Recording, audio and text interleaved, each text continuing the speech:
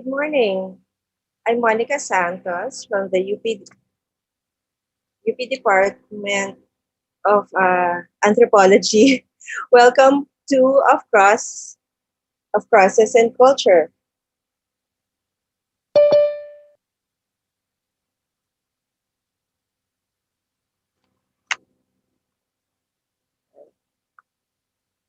Okay, so take two.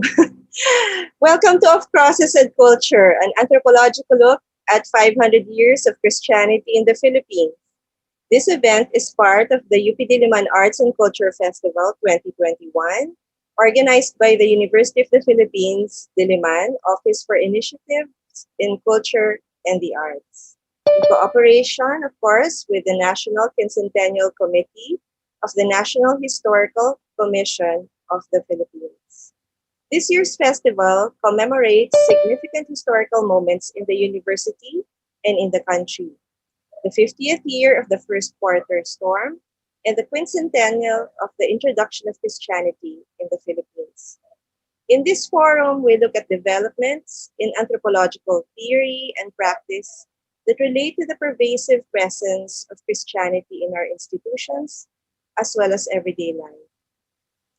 Before we begin our discussions today, we kick off our event with some opening remarks from the Dean of the College of Social Sciences and Philosophy of the University of the Philippines, Diliman, Dr. Maria Bernadette Abrera.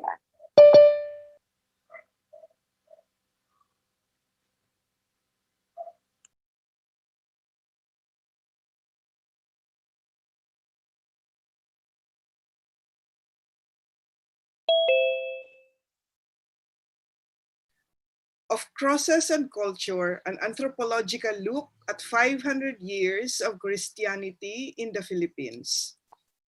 The reminder of time, 500 years, immediately situates us in the historical context of the entry of Christianity in the islands, an event that we commemorate this year.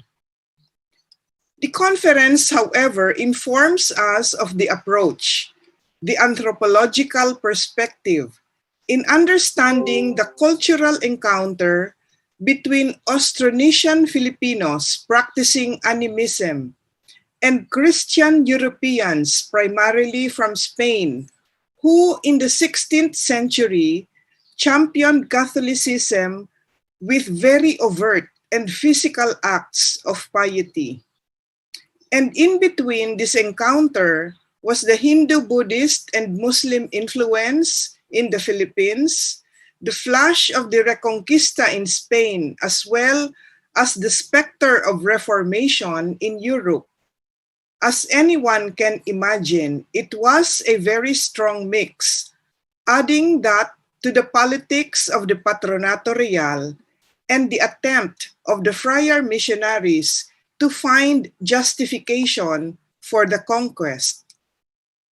From those historical conditions, Christianity took root in the Philippines, and while it has both floundered and flourished through 500 years, it remains a major force in the life and culture of Filipinos today, as it did during the colonial period.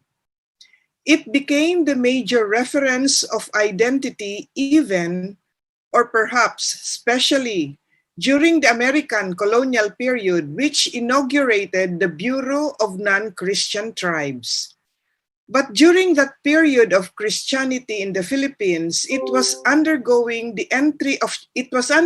change with the entry of the American Protestant missions, which ushered in the period of competitive Christianity in the country, just as the Catholic Church was experiencing the breakaway of a nationalist Iglesia Filipina Independiente.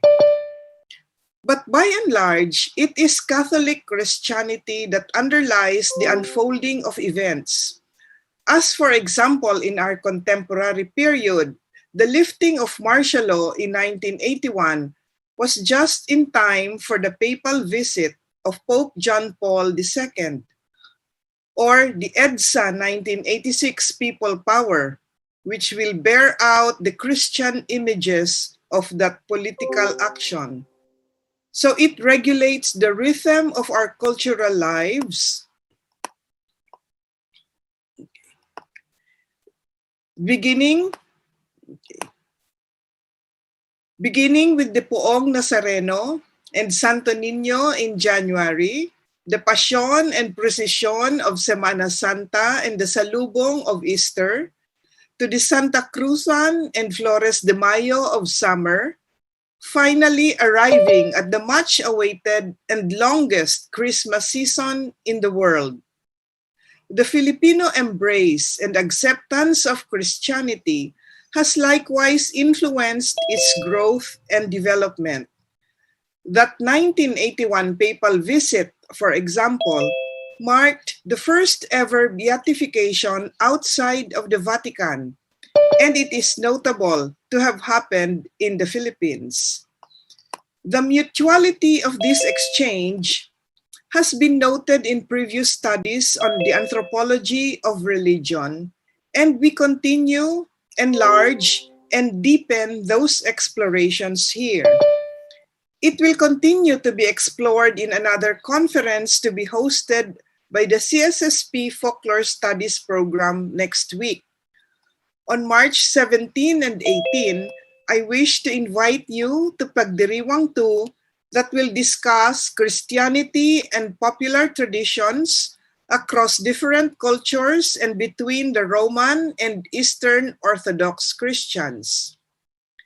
In between and through these Christian seasons and liturgical time, this conference of Crosses and Culture will explore how Christianity has been accepted and adapted in the Philippines and how we in turn have infused our sensibility to it, making it a vibrant and major force in the life of the people, individual, communal, and national. Congratulations to the Department of Anthropology. Welcome to all the participants, and I wish you a very successful conference. Good morning.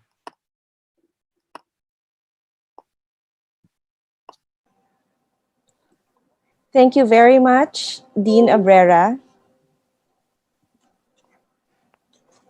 Our forum today Our forum today includes 3 panel sessions and a keynote lecture. This morning, we will have 2 panel sessions.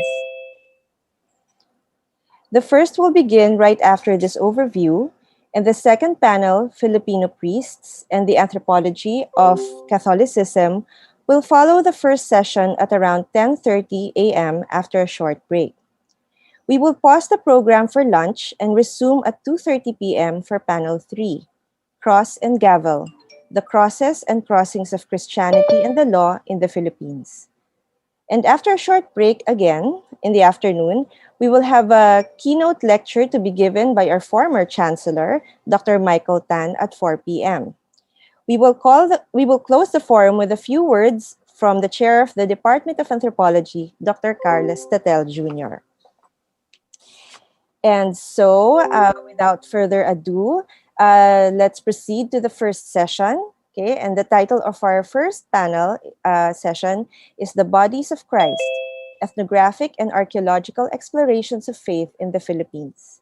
The title is a play on words from the consecration in the Holy Mass, which testifies to the strength of Christian faith as the bread becomes the embodiment of the Spirit of Christ, which is ingested to symbolically mark his presence and essence in our bodies and spiritual selves. In the presentations we have this morning in this panel, we explore other forms of embodiment in different arenas of social life, from the spectacular to the mundane, in ethnographic and archaeological studies that demonstrate the quiet plague of Christian faith, as it is normalized in our homes and in our familial relations, internalized in our moving bodies, eternally displayed in grave markers, and fused into the creative dispositions of craft makers. We begin our panel with Dr. Martin Manalansan IV, who is the Beverly and Richard Fink Professor in Liberal Arts and Associate Professor and Director of Graduate Studies in the Department of American Studies at the University of Minnesota, Twin Cities. He's a proud alumnus of UP and is the author of Global Divas, Filipino Gay Men in the Diaspora, and is the co-editor of several anthologies, including Filipino Studies and Eating Asian America, a food studies reader. So everybody, let's welcome Dr. Manalansan.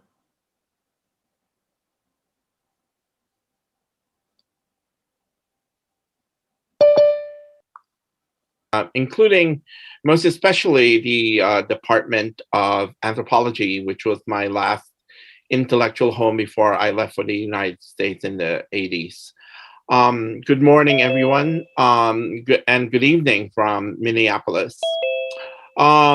Let me begin. And before everything else, I'm happy to have a homecoming of sorts, despite the pandemic, albeit it's in virtual terms. Hopefully, we can all meet someday after the pandemic travails have eased up. So let me begin. Small things can tell big stories. This is the core of my talk today as part of the anthropological look at the 500-year history of Christianity in the Philippines. In this presentation, I contend that banal objects, in this case, next slide, please, the framed picture or wall sculpture of the Last Supper, a typical decorative item in the dining areas of Filipino Catholic homes, next slide, please, can be source of narratives around routinized notions of food and quotidian worship. Jumping off from this domestic overly stereotypical feature of the normative Filipino home, I tentatively explored the intersection of religion and everyday life through embodied notions of spirituality, sociality, and familial bonds through the vehicle of food. Next slide, please. My ideas are based on preliminary investigations of Filipino and Filipino-American families, but particularly Filipino-American home life, particularly in vernacular dwellings. I also want to preface my talk not in terms of its rather preliminary nature, and ultimately what it lacks is my still underdeveloped critique of Christian ideology that was brought about by colonialism. So this is essentially a very kind of positive rendition. The Last Supper, which commemorates the evening before the Passion and Death of Christ, has become an essential vernacular part of the Filipino Catholic domesticity. Its central feature is the sharing of food and wine that has been converted to what theologians call the transubstantiation. That is the transformation of food and wine into the body and blood of Christ. Many would argue that a seemingly insignificant object is too commonplace and too small in scale to provide some illuminating perspective of the rather august, sensational, and grand commemoration of 500 years of Christianity in the Philippines. Despite these apparent limitations, I contend we can derive some serious lessons about sociality, familial conviviality, and embodied practices of worship through alimentary or gustatory practices of eating. In this presentation, I argue that the Last Supper as a Filipino domestic artifact signifies a particular narrative of the cumulative accretion and accumulation of centuries of Catholic indoctrination through alimentary or food meaning, especially around Christian traditions of commensality. It is precisely that fact that most of us might perceive this habitual, routinary, and normative object as quite insignificant, and tend not to basically see it. Period. And it has become so much part of the woodwork, of the domestic woodwork, we won't even take time to ponder its possible value, like many ordinary things in our everyday life. Therefore, this artifact, among others in our daily life, is almost always out of sight, out of mind. I would argue that there is something vital and lively in seriously considering this quotidian artifact, in critically understanding the crisscrossing embodied understanding of religion and everyday life in the contemporary Philippines and its diaspora. Because of the brevity of time, this presentation, as I said, can be seen as a very preliminary, more of a meditation, and an attempt to jumpstart and frame a conversation, so to be less of the ethnography and more of the framing about how centuries of Christianity can be partially appreciated through the energies of the mundane in what I have come to learn as the infraordinary, from the French writer Georges Perec. Can we go to the slides, Georges Perec, please? I think it's 2 slides further. And I just wanted to make a quick correction. It's species of spaces, not species and spaces. So next slide, to the actual quote. It's a rather lengthy quote, and if you can indulge me, this is part of the inspiration and framing of what I want to do today. So it takes up more of the time today. Let me quote. What speaks to us seemingly is always the big event, the untoward, the extraordinary, the front page splash, the banner headlines. Railway trains only begin to exist when they are derailed, and the more passengers are killed, the more the trains exist. That is the sensational, in other words. Aeroplanes achieve existence only when they're hijacked. The one and only destiny of motor cars is to drive into plane trees. 52 weekends a year, 52 casualty lists, so many dead, and all the better for the new news media if the figures keep growing up. Behind the event, there is a scandal, a fissure, a danger, as if life reveals itself only by way of the spectacular, or as I say, the sensational, as if what speaks, what is significant, is always abnormal, natural cataclysms or social upheavals, social unrest, political scandals, In our haste to measure the historic, significant, and revelatory, let's not leave aside the essential, the truly intolerable, and the truly inadmissible. What is scandalous isn't the pit explosion, it's working in coal mines. Social problems, quote, aren't, quote, a matter of concern when there's a strike. They are intolerable 24 hours out of 24, 365 days a year. The daily newspapers talk of everything except the daily. The papers annoy me. They teach me nothing. When they recount what they recount doesn't concern me, doesn't ask me questions, and doesn't answer the questions I ask or would like to ask. Next slide, please. What's really going on, what we're experiencing, the rest, all the rest, where is it? How should we take account of, question, describe what happens every day and recurs every day? The banal, the quotidian, the obvious, the common, the ordinary, the infraordinary, the background noise, the habitual.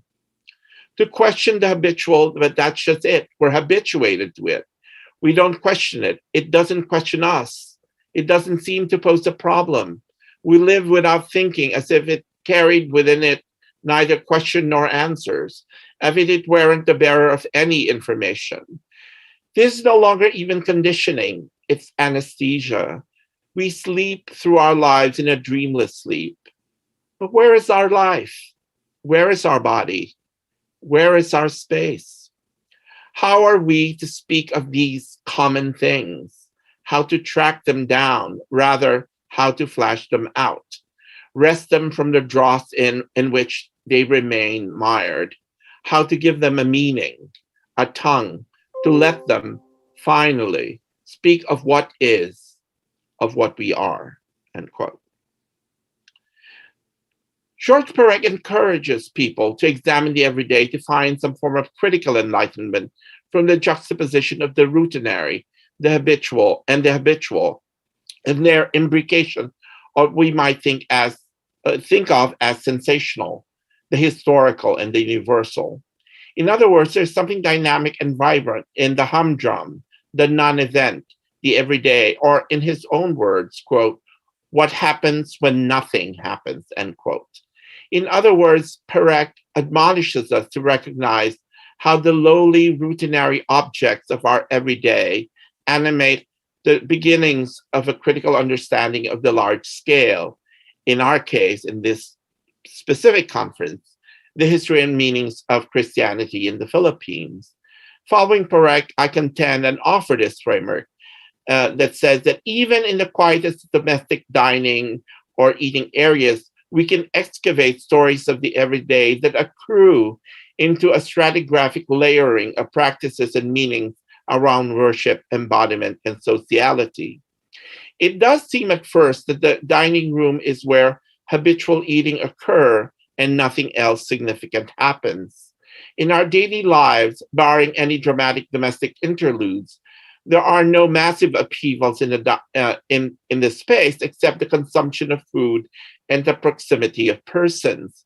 But what can the picture of the Last Supper, its emplacement and its context, tell us about what happens in practices around the domestic in terms of Christian beliefs and practices around worship? Let me give you a very quick taste of my ethnographic interviews.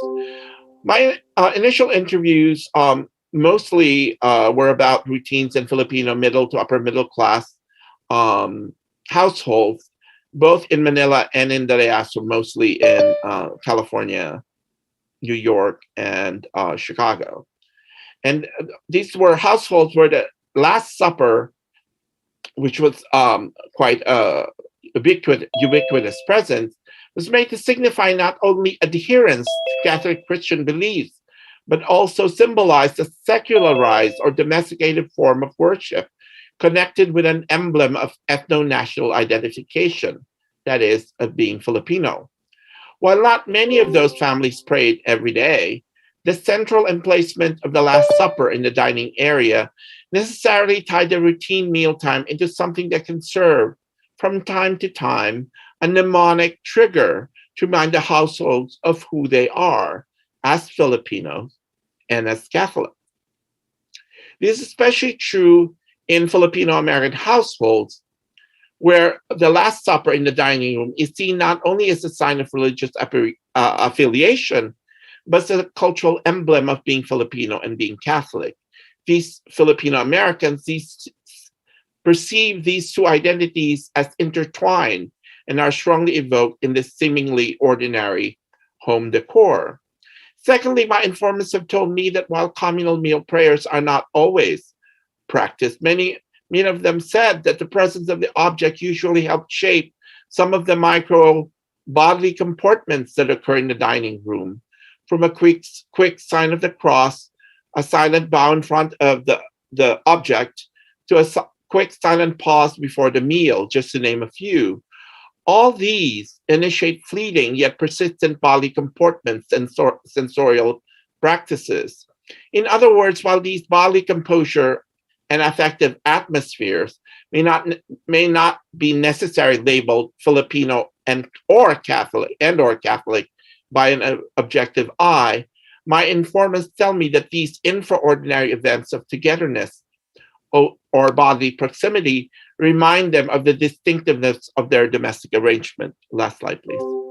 As one informant, Nanette, a nurse who immigrated from the Philippines 20 years ago, said, quote, I'm not a conservative Catholic, but our family still have some rules in the house, especially around meals and prayer, end quote. For Nanette, praying over a meal with the Last Supper on the wall reminds them of the weekly mass that they regularly are unable to attend due to busy work schedule. She said, praying in front of the Last Supper was sort of a mass at home.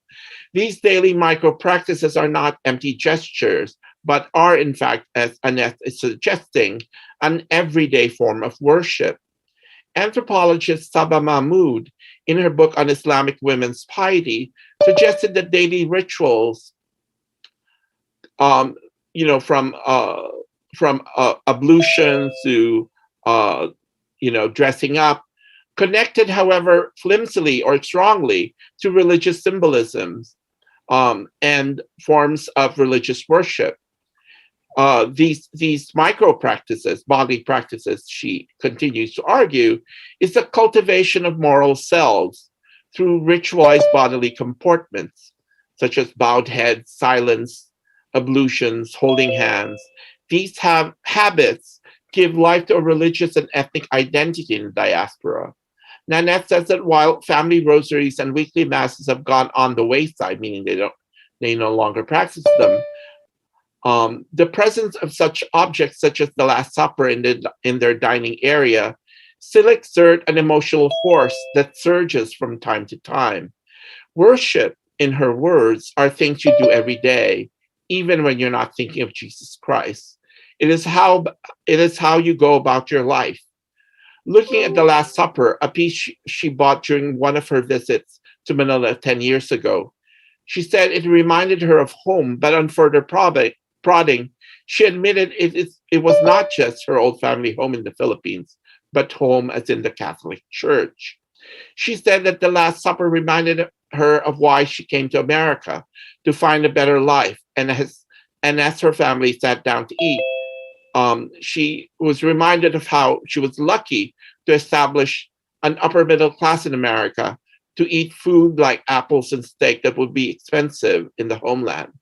She thinks of how all these were made possible by her hard work and her Catholic belief. She was not able to articulate the ways in which religious beliefs are like buildings that are propped up by emotional and affective scaffoldings, by bodily energies that propel and fuel identities and beliefs. And of course, that was implied. The routinary habits triggered by the presence of an object are not isolated events, but in Nanette's words, quote, make us who we are, unquote, as a Filipino Catholic family. Now, just to conclude, I do not have time to speak more broadly about my preliminary study, but I leave you with this. The Last Supper as a domestic object, among many, is a materialization of complex ideological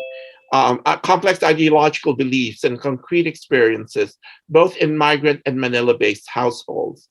On the one hand, it offers the narrative of transubstantiation of bread and wine. These beliefs are not totally lost on many of my informants, who still maintain such habits and comportments, even when many of them are unconscious and most of the time are are in contradiction with each other. In other words, what they have done is to domesticate this intricate notion of transubstantiation. The object provided them one of the many stories that prod them to move forward in life, work harder, or sometimes wallow in despair during times of crisis when the promise of redemption and healing fail. It might seem that I'm overly fetishizing the Last Supper object, but I want to make it clear I'm not suggesting that this object tells the whole story of the Filipino family and Filipino Christianity or Filipino Catholicism. In fact, it is just one of the many quotidian objects or material culture that I'm trying to limb and analyze as an anthropologist. I'm suggesting that there are powerful meanings in what I call granular stories of the everyday, as they are vital narratives that help propel further discussions, research, and understanding around religion and domesticity. Hopefully, such understandings will enable us to weave more nourishing stories that we tell ourselves, to creatively imagine alternative and critical understandings of Filipino Christian domesticity today and in the near future. Thank you.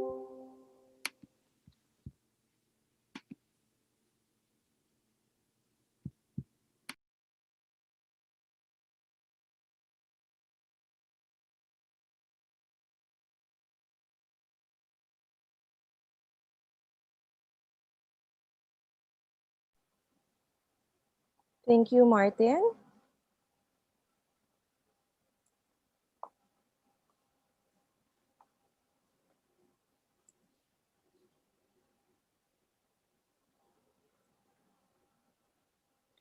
Okay, thank you, thank you, Martin.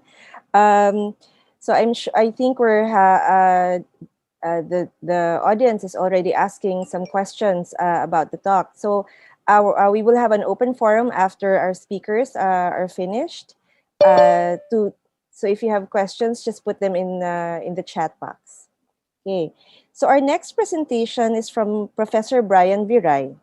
Professor Viray is Assistant Professor of Theater and Dance Studies at the UP Diliman.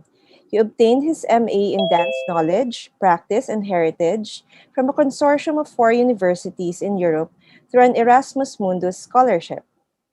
Brian coordinates the MA Theater Arts program of the Department of Speech Communication and Theater Arts in UP Diliman and serves as the Project Development Associate of the UP Diliman Office for Initiatives in Culture in the Arts. So Professor Viray prepared a video presentation. However, he will be around during the open forum.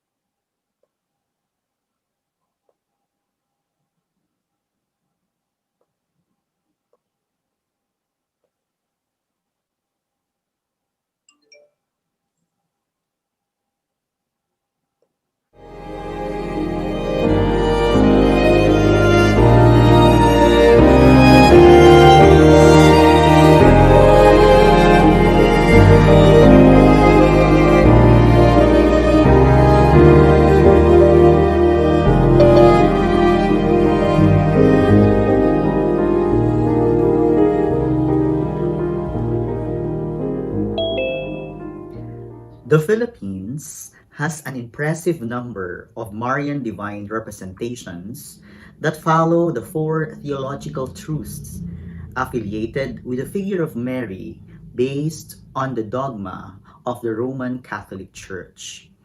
The dogma of the divine motherhood of Mary, the dogma of the virginal conception of Mary, the dogma of the Immaculate Conception, and the dogma of the Assumption.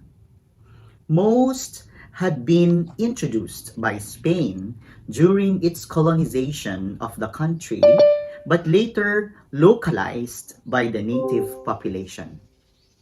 The Jesuit missionary Joseph A. Mulry identified these images, the oldest of which is the Nuestra Señora de la Costa, brought to the island of Cebu in 1521, and currently housed in the Metropolitan Cathedral of Cebu. The early Cebuanos apparently accepted this image with enthusiasm, and then from Cebu, Marian devotion spread across the archipelago, and the attributes of a mother, neighbor, and queen, whose primary role in the socio-political life of the locals was to mediate between the heavens and the earth, were passed on to Mary. In 1621, the Jesuits brought the first image of the Immaculate Conception to the island province of Marinduque. Known as Ina ng Biglang Awa o Our Lady of Perpetual Help, the Immaculate Conception is the provincial patroness of the island and serves as tanglao or ilaw to all who visit or leave the island. This attribute is connected to a local legend that tells of a woman who helped the islanders repel attacks by Moros who threatened the spread of Catholicism in the country. The locals believed that the Ina's apparition and intervention had saved them. To remind Marinduqueños of this act, a huge statue in her likeness was erected strategically at the highest point of the island's primary port.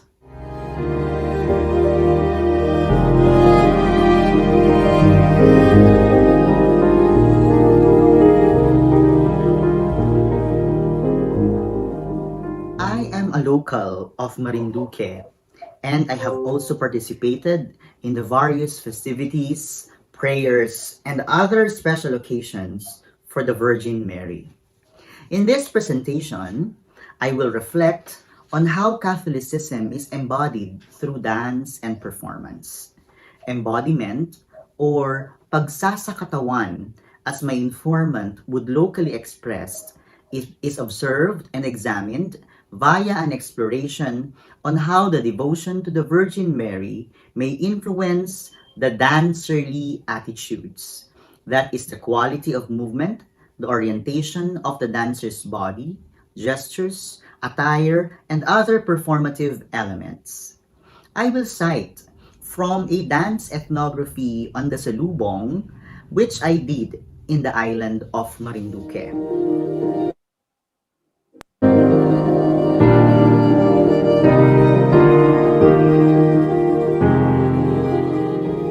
Filipino Catholics perform the Salubong on the last day of the Holy Week and the first Sunday of the Easter season, or at the cusp of the Lenten and Easter seasons.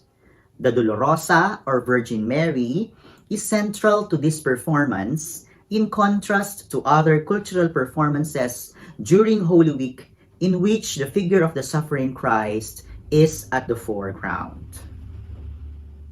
In Buwak, Marinduque, local devotees serve as novicio and novicia during the Lenten season. The novicio or novicia, novice, is a male and female individual who devote himself or herself to church activities. They offer prayers to the Virgin Mary for 40 days, commencing on Ash Wednesday and ending on Easter Sunday. Considered an expression of panata or vow, becoming a novicio or novicia indicates a willingness to have a panibagong buhay or new life, particularly for those who seek forgiveness of their sins. The Catholic Church requires them to be masunurin or obedient, tapat, honest, magalang or courteous, and marunong makisama, adaptable or sociable, virtues they wish to emulate in the Virgin Mary. During Easter Sunday and in the Salubong performance, the novicia or novicio is in charge of the andas or wagon on which the Dolorosa stands. There are two processions.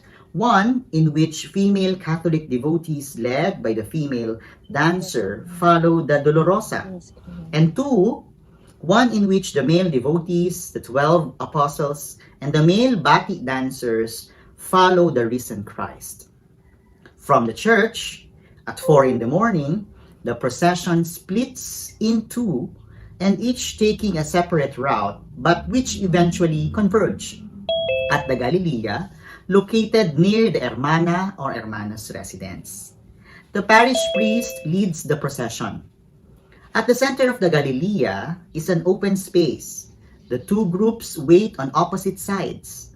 On one side, the risen Christ is accompanied by Saint Peter, Saint Jude, and other male saints. On the opposite side is the black-veiled Dolorosa accompanied by Saint Magdalene, Saint Martha, and other female saints. At the Galilea, devotees witness the dance. The dancers dance of greeting that starts the salubong. After the dance or after the bati dance, the Virgin Mary and her son go to the center, after which the parish priest gives a brief blessing. While the angels sing, the novicia or novitius move and dance in front of the lead angel, who showers the Virgin Mary with flowers. The lead angel, with two fingers, unveils the Virgin. As the angel is pulled up, so is the black veil lifted and replaced by a white one. This act symbolizes the shift in the Virgin's emotion from sorrow or pighati to joy or galak. The devotees clap in celebration.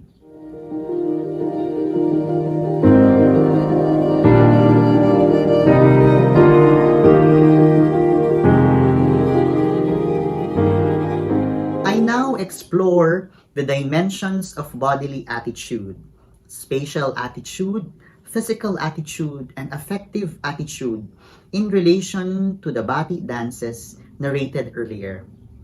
These four dimensions of dancerly attitude are interwoven and should be understood in a holistic way. Bodily attitude is the quality of body movement danced in a given time and space. Its manner of moving is affected by a given context and situation, such as the Salubong event, the veneration to the Virgin, or the presence of Dolorosa, and the Lenten season. I relate this religious context to Resil Mojares' Catechism of the Body, which specifies and captures the mediation of the past narrative on Catholic religious practice with the present dancing of the body in Salubong.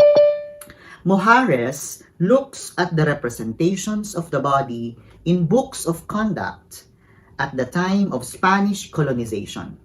He focuses on how Filipino bodies, especially those of women and children, were culturally fabricated via the literary texts published in the 19th century. These books of conduct became the basis of how Spain's colonial subjects saw and understood their bodies.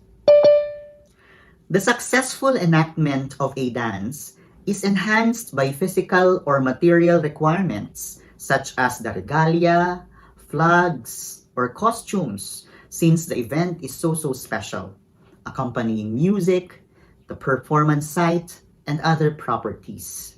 Finally, the motivation or intention of the dance can be felt through its affective attitude, which conditions the entire performance.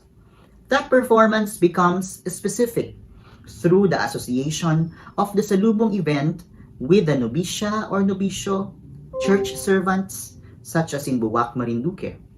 The practice of having a couple dancing the bati is reminiscent of the novicia or novicio tradition described earlier. It recalls the rigid division between men and women. As described earlier, the novicios, apostles, and statues of male saints and the male dancer follow behind the icon of the resurrected Christ, while the novicias, the statues of female saints, and the female dancer are behind the sorrowful Mary in the Easter Sunday procession. The novicia or novicio are like the confradias, seminaries, and beaterios of the Spanish colonial period.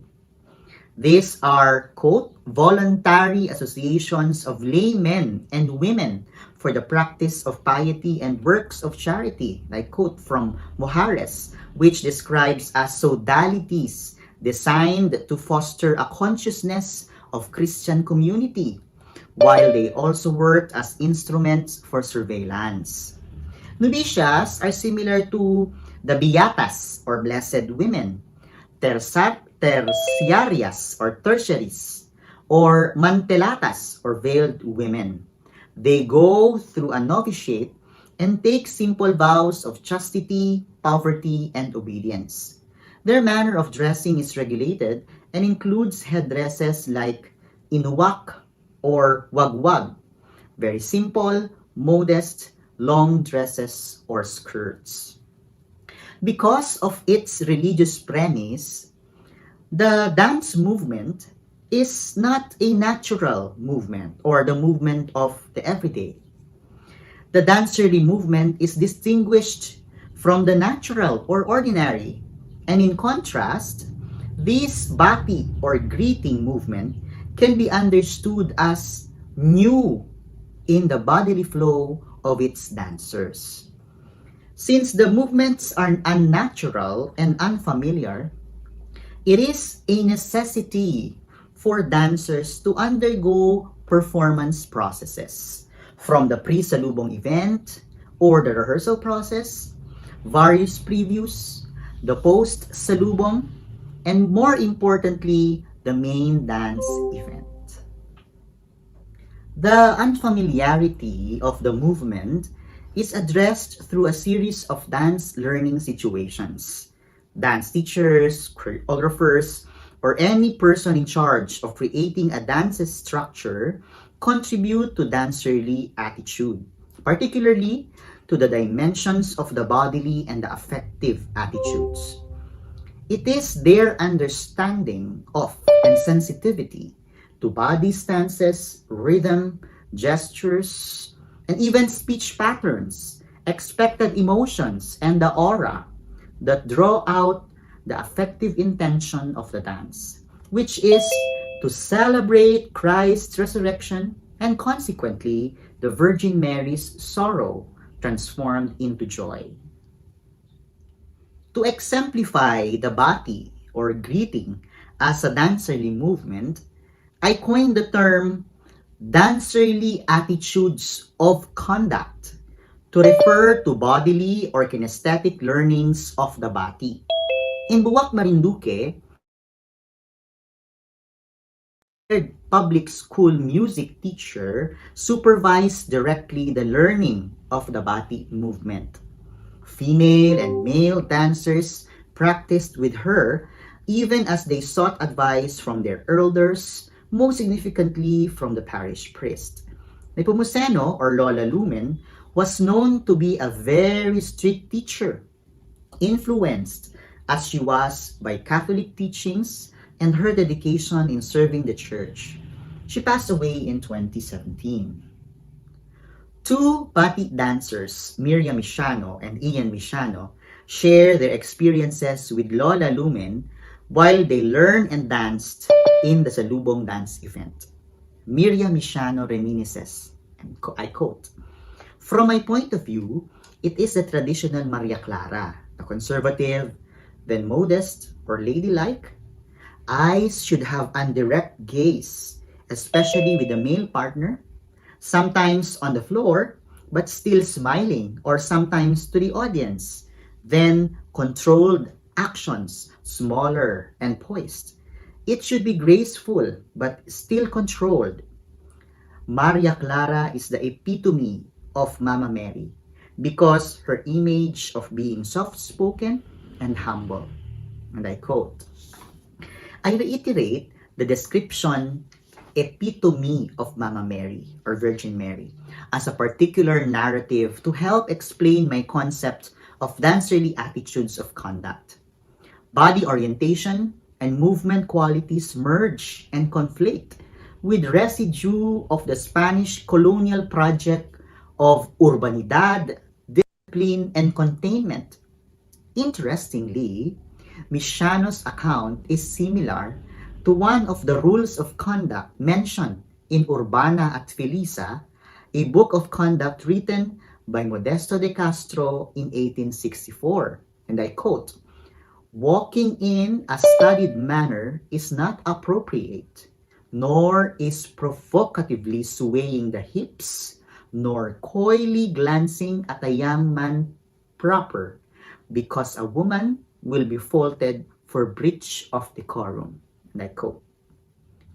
As Ian Mishano, a male bati dancer, expressed, and I quote, "Advice from the late grandmother Lumen Nepomuceno, who taught me the dance, was to fix form and footwork. The footwork is brisk, but the rest of the body should be graceful. The hands, the waving of the flag should be a bit faster but refined. The movement represents a sacred feminine figure, so it should really be refined and graceful. We're supposed to be meeting with her son, so the movement should be joyful and lively. That is why it has to be brisk. But the grace should be there too, because the dancers embody the holy personages." And I quote, in other words, the Virgin Mary's virtues, as illustrated in her placidity and sweetness, and the novitia's virtues of masunurin, tapat, and magalang, inform the dancers' ways, attitudes, and disposition during the dance event. These particular manners of conduct were converted or translated into bodily attitudes in dancing the bati.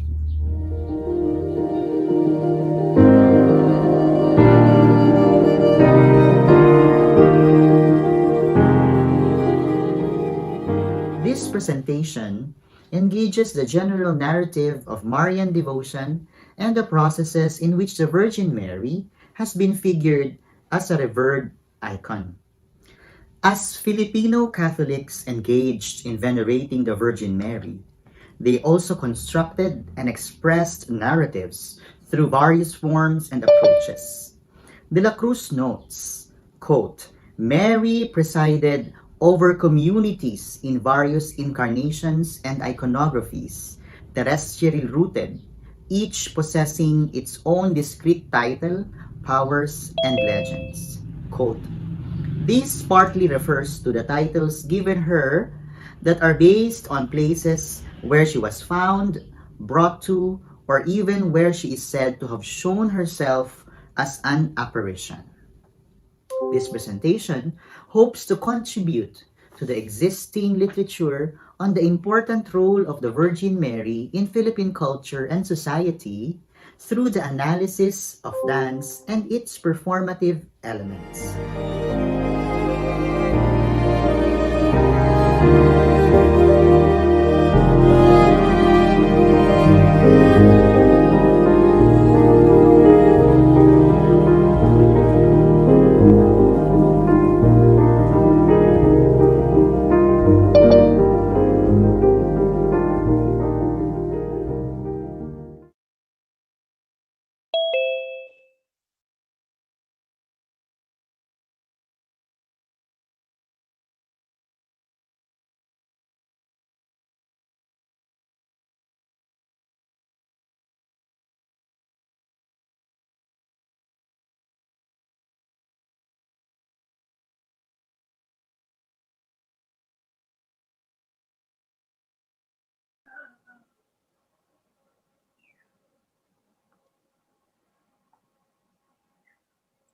Sorry. Thank you, Brian, for your presentation. So now we move on to Dr. Grace Barreto Tesoro. Dr. Barreto Tesoro is professor at the Archaeological Studies program, the University of the Philippines, Diliman.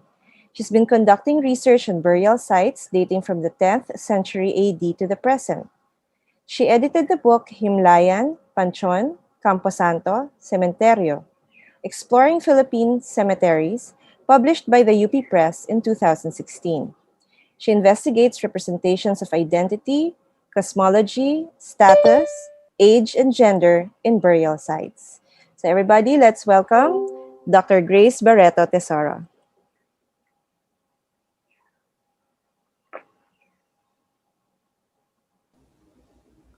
Okay. Hi.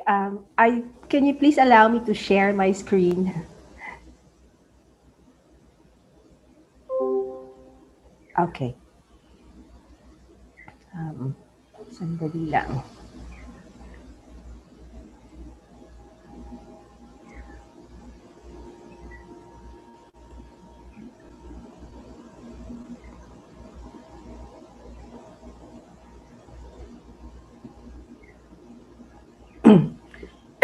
Excuse me. Okay. Thank you, Monica. Thank you for inviting me to give a to share my research in this forum. So the title of my talk today is What Can We Learn from Grave Markers? This is part of a project I started in 2008 along with colleagues from the Archaeological Studies program. And these were the previous research or publications that we have. So we did research on the elites found or buried in the Manila North, excuse me, Manila North and Manila South cemeteries. That's you can see the DOI there. And then, as Monica mentioned, I edited and also contributed a chapter to this book that you can see on the screen that was published by UP Press. So, in this book, I discussed non-adults. Other colleagues discussed the Boy Scouts who died in the plane crash in the 1960s, Patriot Graves, Chinese Cemetery, and there's also a chapter on arguing for cemeteries to be considered as heritage sites. So as Monica also mentioned that the area, the the time period I'm interested in is from the 10th century to the modern day period, because I'm interested in the changing mortuary ideology from the pre 16th century to the Spanish occupation until the present. I would like to see how mortuary rituals change, what were the transition, or how the transition occurred, and if there are any persistence in terms of practices. Persistence meaning if there are indigenous practices that we can still see until today, and of course the changing values and attitudes regarding death. Since my master's, I focused on, since I was doing my master's a long time ago, I focused on the Batangas region, which is part of the Tagalog region. And for this particular research, I expanded the geographical area to include other provinces in the Tagalog region. So from Rizal, so I included Rizal, Batangas, Cavite, Laguna, Quezon, of course, Manila, and Bulacan. Manila and Bulacan were later additions. So I visited 142 churches in these provinces, and I recorded over 1,000 burials. But for this research, I focused on grave markers that were dated until the 1950s, until 1950. So the time period is so I focus on the late Spanish period and the early American period, and of course the early part of the Philippine Republic. I recorded 940 individuals, um, and then 777 grave markers, 661 out of 777 markers had individual names, and the rest had had multiple individuals, or there were multiple names on the grave markers. So I took photographs of the grave markers. I recorded the epitaphs. I recorded the motifs. So there. So you can see photos of me doing my research. Okay. So findings. Obviously, excuse me, the grave markers I looked at were found in. I focused my study on churches. So, um, and as we understand, most of the people who were buried inside churches belong to elite individuals. Looking at gender and age differentiation, I don't see any difference. So, both genders and of course both age, and despite of the age differences, um, people were were found or buried inside these churches. And the grave markers are mostly found along the walls or near the altar. But many of the churches I visited um, no longer contain the bones due to renovations conducted, but they retain the grave marker. So the tendency was to bury the bones in a common crypt under the church. And if there's a clustering of the grave markers, they tend to belong to the same family. So, based on my preliminary analysis, the epitaph, or what is written or what is inscribed on the grave marker, there are three sections. The first section is a wish for the dead. So this is where you can see the RIP, rest in peace, the Descanso en Paz, DEP, so which is also rest in peace, or SLN, Sumalangit Nawa. And there are many variations of this. Some of them um, I haven't deciphered, but because some of them are in a different language. The second section of the epitaph is information about the deceased, obviously the name, the birth date, and then the day of the death. There are several grave markers that indicate the birthplace and even the location of where the deceased died. And what is interesting for me is when I recorded some grave markers that also included the time of death, either the exact time or it indicate which part of the day, in the morning, at dawn, or in the afternoon or at night. And other information about the disease would include the social status of the deceased or the occupation and even ethnicity. The last section of the epitaph is the dedication. So it also includes the dedicants, meaning who made the dedication. So the dedication usually comes from grieving families. So it's most of the time it's indicated that the families are grieving or they're suffering because of the loss of the loved one. There are some, but not all.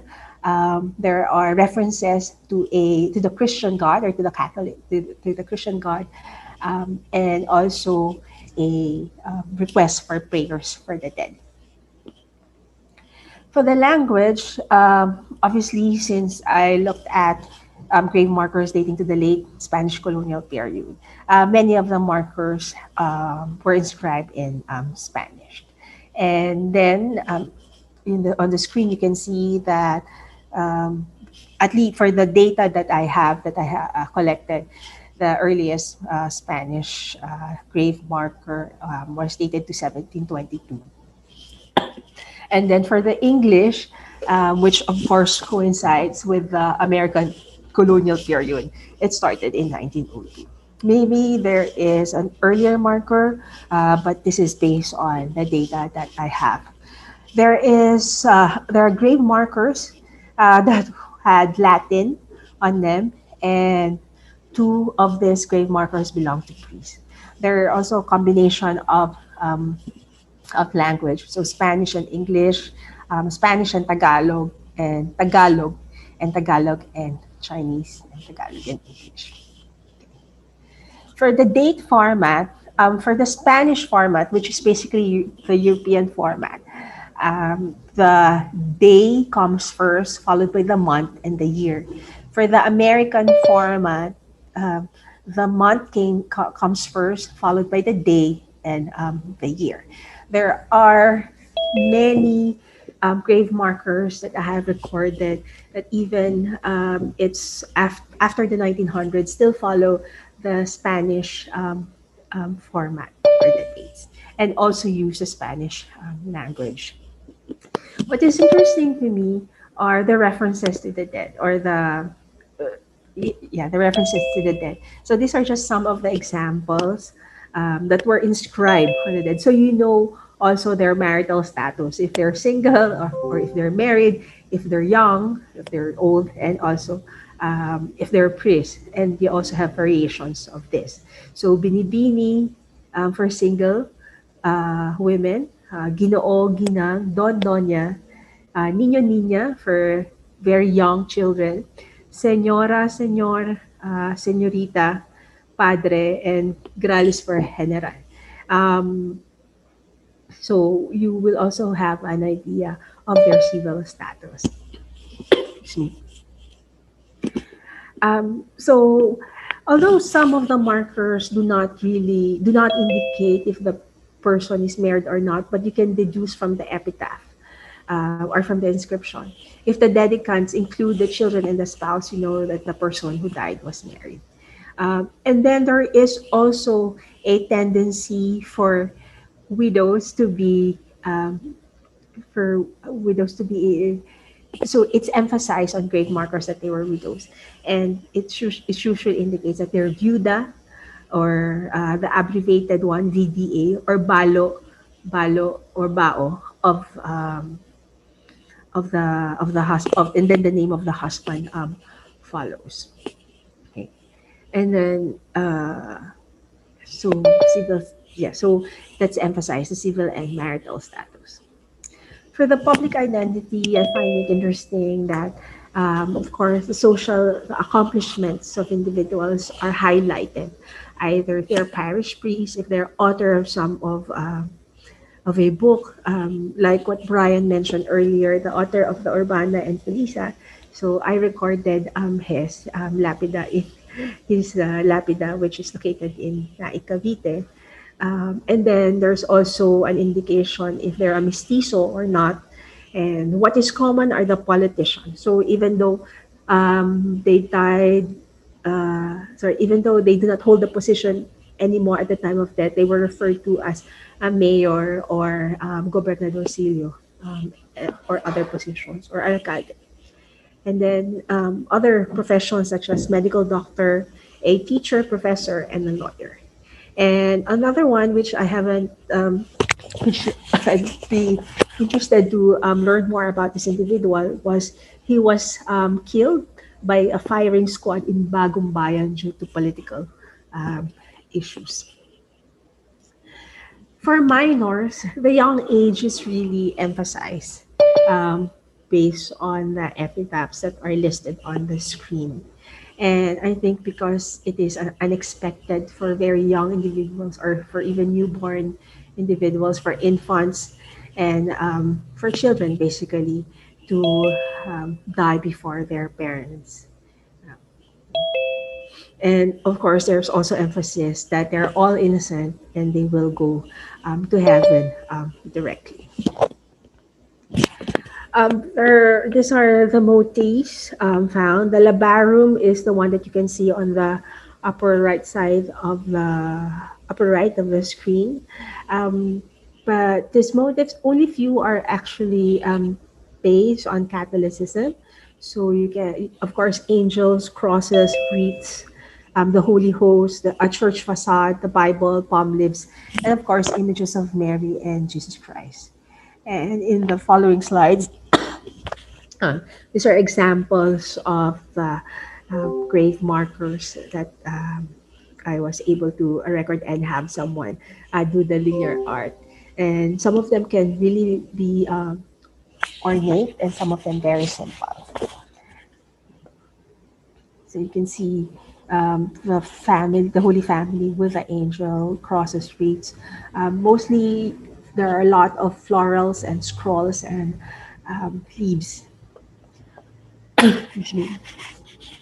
And then the skull and the bones, and then wreaths and crosses.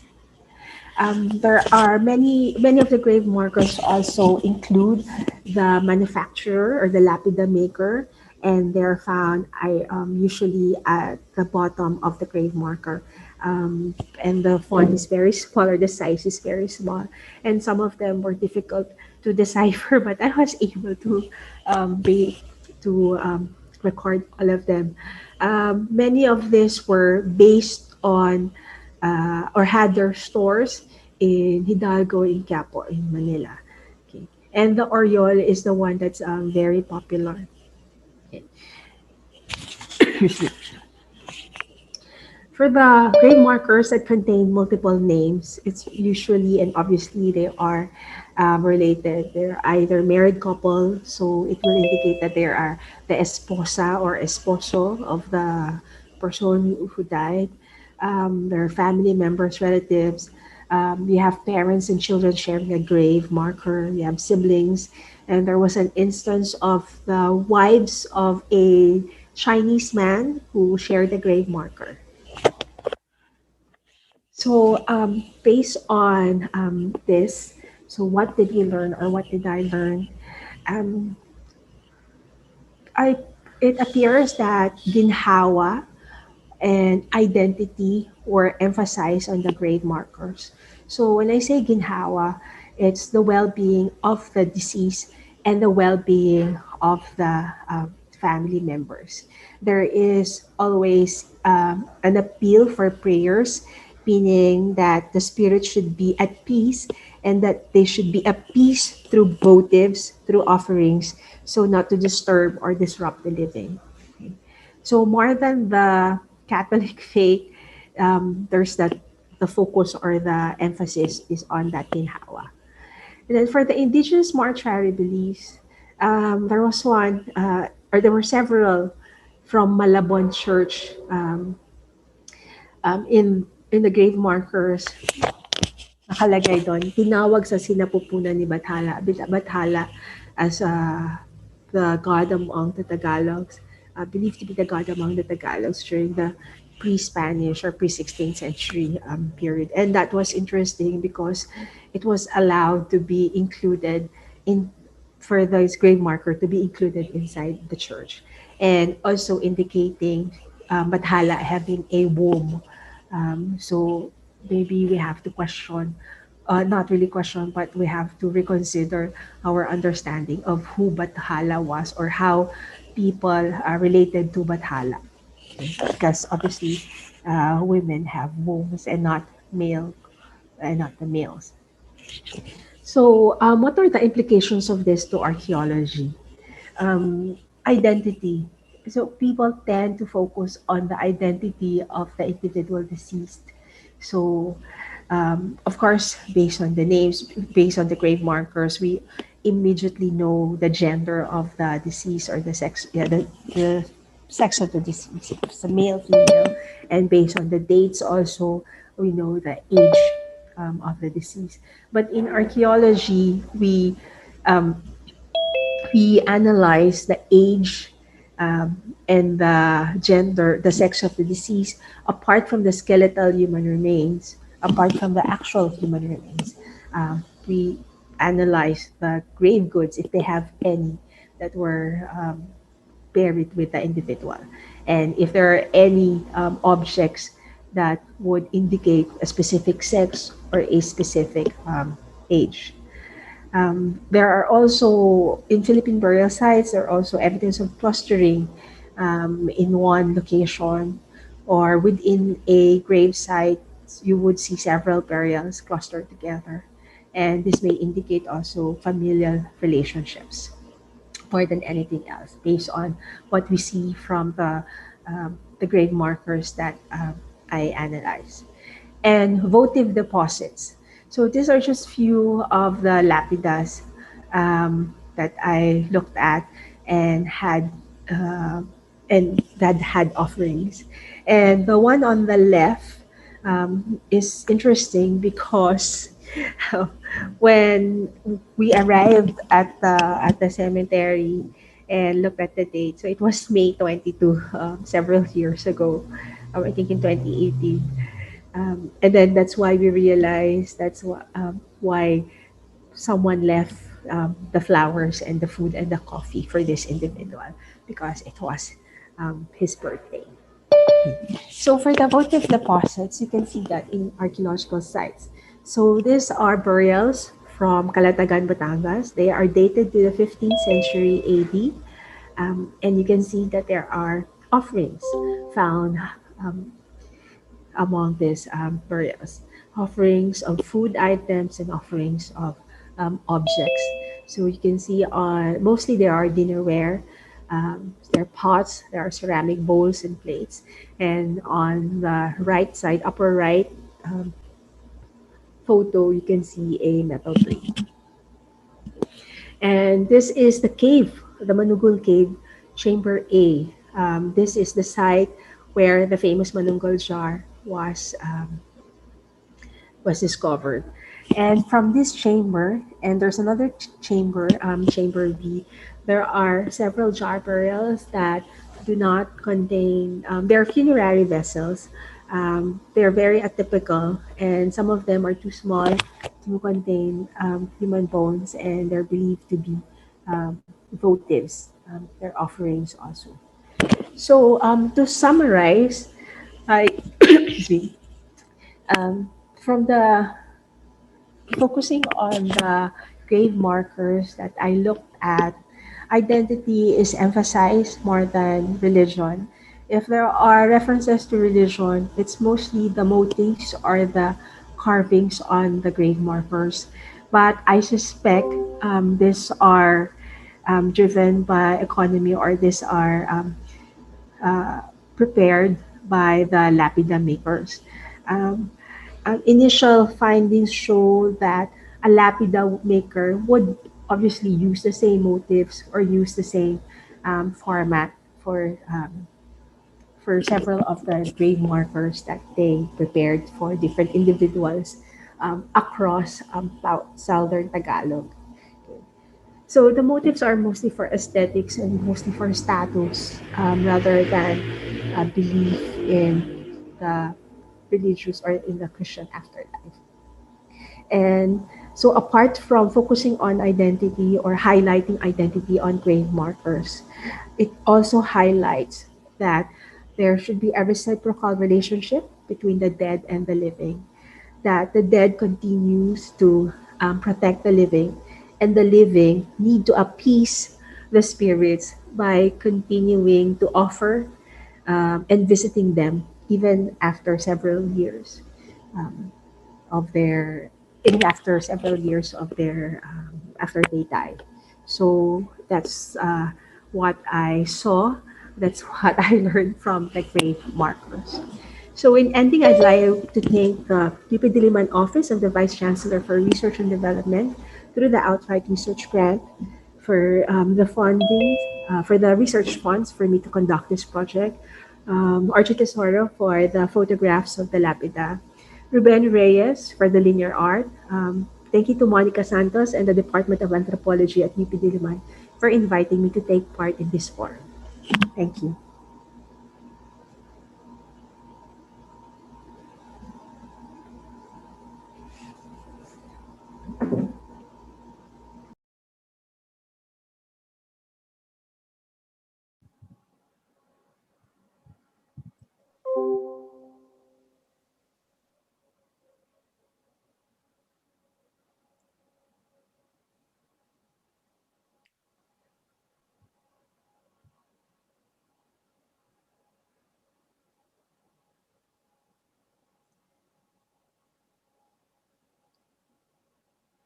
Okay, thank you so much for your presentation, Grace. I have some bad news. Dr. Euphrasia Abaya won't be able to join us this morning. Unfortunately, he's been trying to connect. So I think there's some repairs going on in his area. So he's been trying, no? Kanina pa. And so he won't be able to join us today, no? Sayang, interesting yung kanyang magiging talk at it's about craft at tayo yung mga sculptors, no? Yung mga craft makers sa Pampanga. So we will proceed with our open forum. We already have a few questions, no, our from our audience, no, on Facebook and also here in on Zoom. So, okay na ba tayo? Let's call on the rest of our panelists, Dr. Manalansan, Professor Viray, and Dr. Barreto Tesoro. Ayan, questions are coming in hard and fast. Sige. We'll try to get to most of your questions.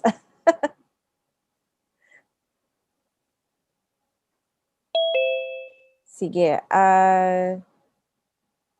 Shall we invite our other panelists?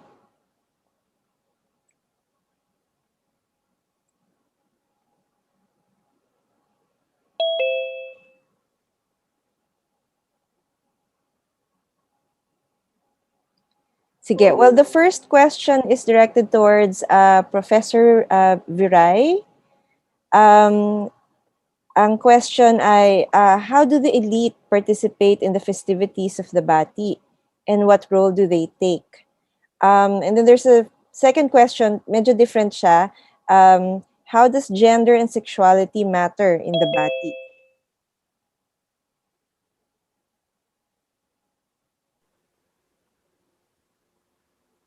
Good morning to everyone. Ayan na, live na si Brian. Magandang umaga po.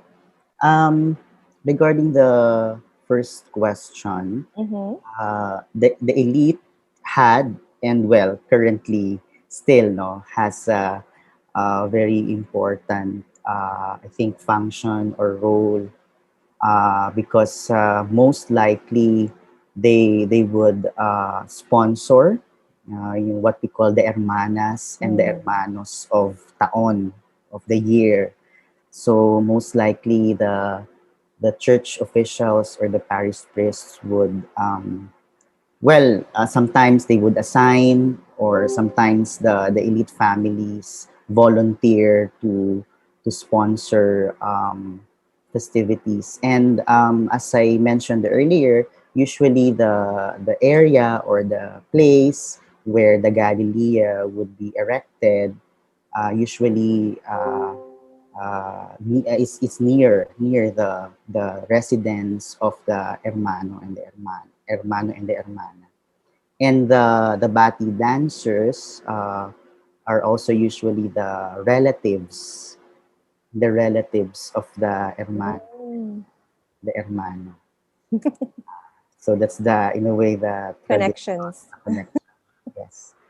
As per the second question, gender, I've been trying to actually analyze from the, I mean, include no gender analysis. But as of now, dun pa lang ako sa dun ko pa lang nakikita yung implication ng nobisyo and nobicia, but I haven't really done deep analysis on gender and sexuality, and I would want to maybe the next chapter of this research.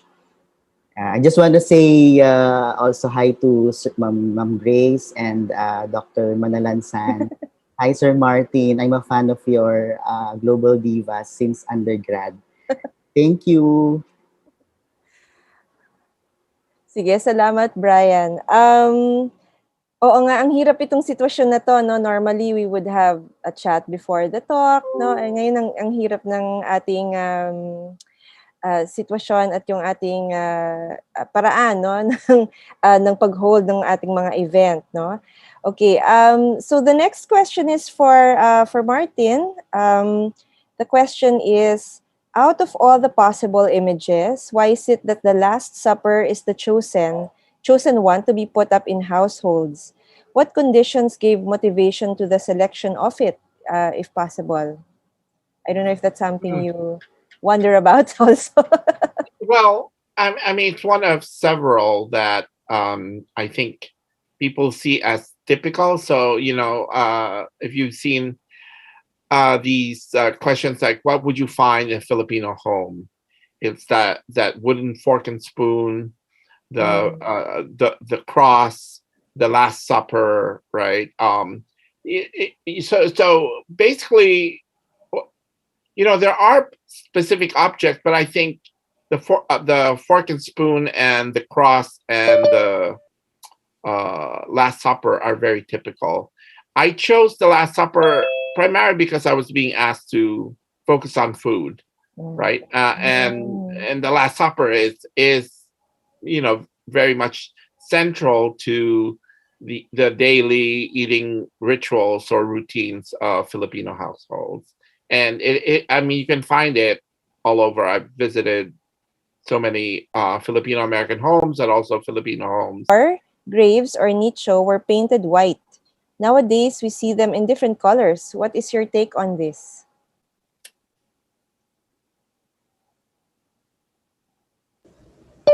Hello, thank you for your question.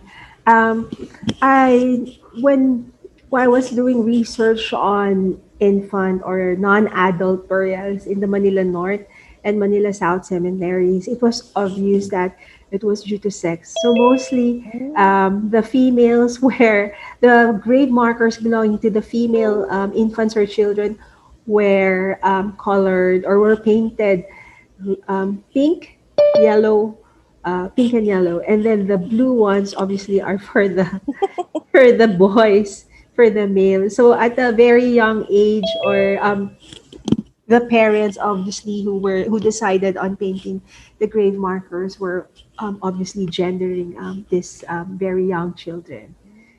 But for adults, um, mostly white pa rin yung grave markers nila, yung kanilang nicho. Parang mas colorful pag bata ang... Mas colorful. Yes. And then the greens and the yellow, mostly greens and yellows are of mix.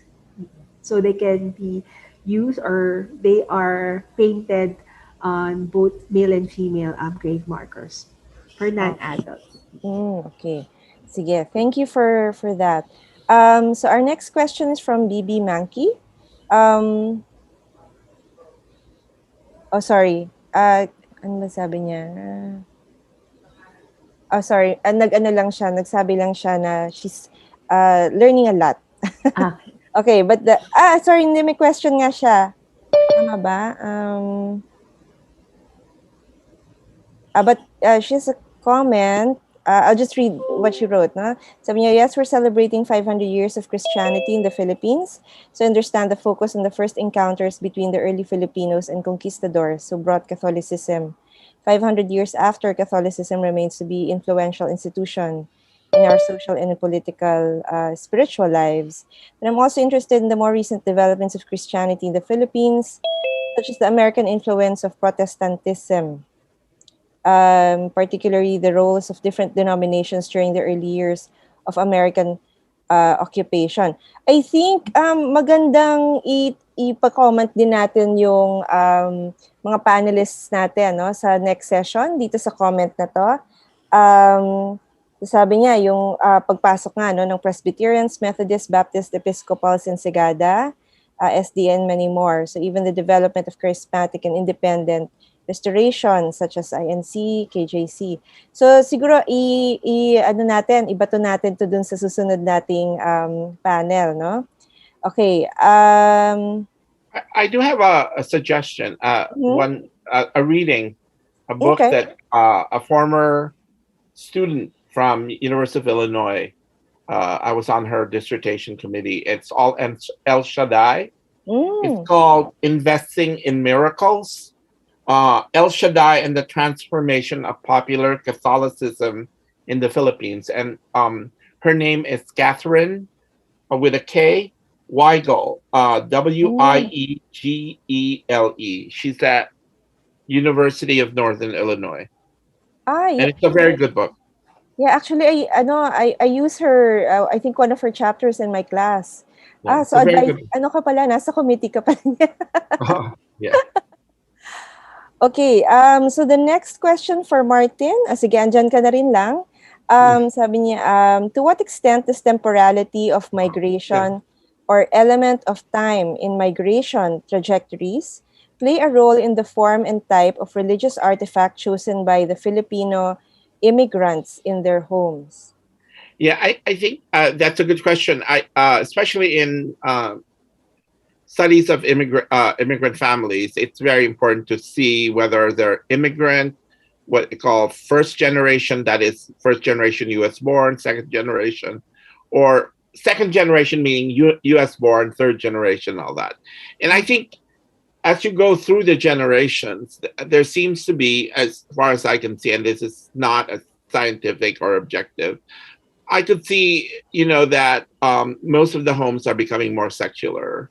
If you talk to, I mean, if people were raised, the U.S. born children of immigrants were born in a very conservative household, you can see that repeated in the vernacular decoration in their apartments or houses. You see religious objects. But I think that more and more, and this is something that I think I need to find out, is to what extent, and this is something I'm really interested in the way in which religion become an emblem of identity rather than a set of religious beliefs. So I think second and third generation are, especially those that go to non-religious based schools, are becoming more secular, and they see religious emblems, as I think I suggested in the talk, less of a religious item and more of an ethnic marker. So they see the Last Supper as something that they've seen in their house growing up, and they want to see it again as a kind of nostalgic marker.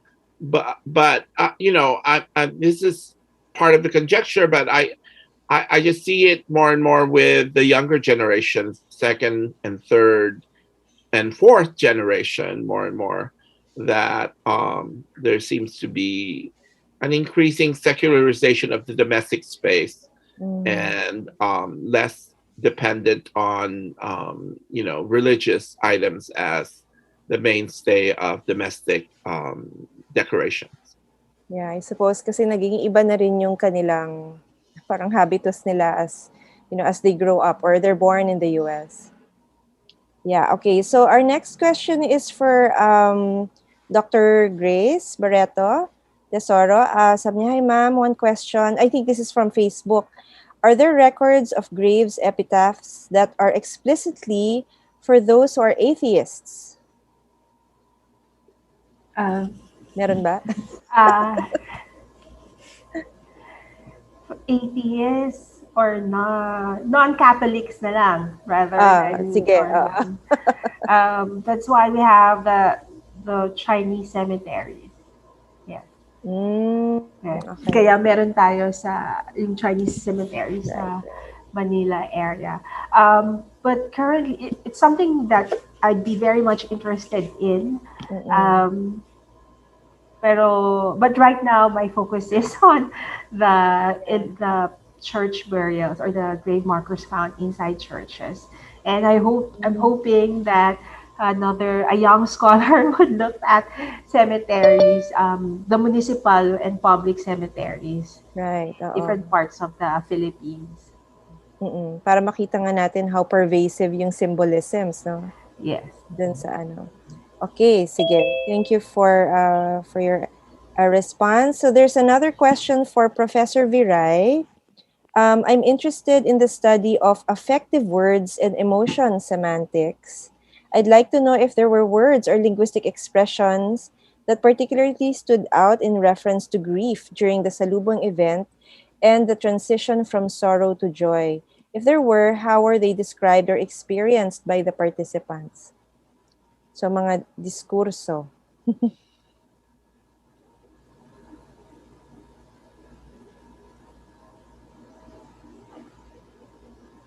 for Professor Viray. Ayan. He's, he's muted. Okay. Yeah. Okay. Um, in terms of the, I think I can explain how grief is in a way expressed, or I mean in terms of the gestures during the event, and even the way they wear attires. No, I mean mostly the colors of their dresses would in a way metaphorically symbolize, no, the grief. I mean, and then the solemnity, and even the atmosphere of pagdadalamhati, no, or lungkot during the event will be really felt. But when the veil, no, would suddenly be lifted, immediately the atmosphere would change, no, you would really feel it during the event, from very solemn, from very quiet atmosphere. It would immediately, they would clap, no. But I would like to add, I was not able to mention in my presentation that there's a belief, no, na kapag bumagsak, no, yung itim na belo, kaya the angel should be very careful, no, kapag dumampi, no, or napunta sa floor or sa ground, sa lupa, yung itim na belo. That's a parang signos siya ng kalamidad, no? Kaya yung yung yung mula pighati hanggang sa pagbabago nito patungong galak, ay meron ding a sense of ang tawag dito, anticipation, habang ang veil, no, ay itinataas at kinukuha, no, ng anghel, dahil dapat ay madala niya ito hanggang sa simbahan.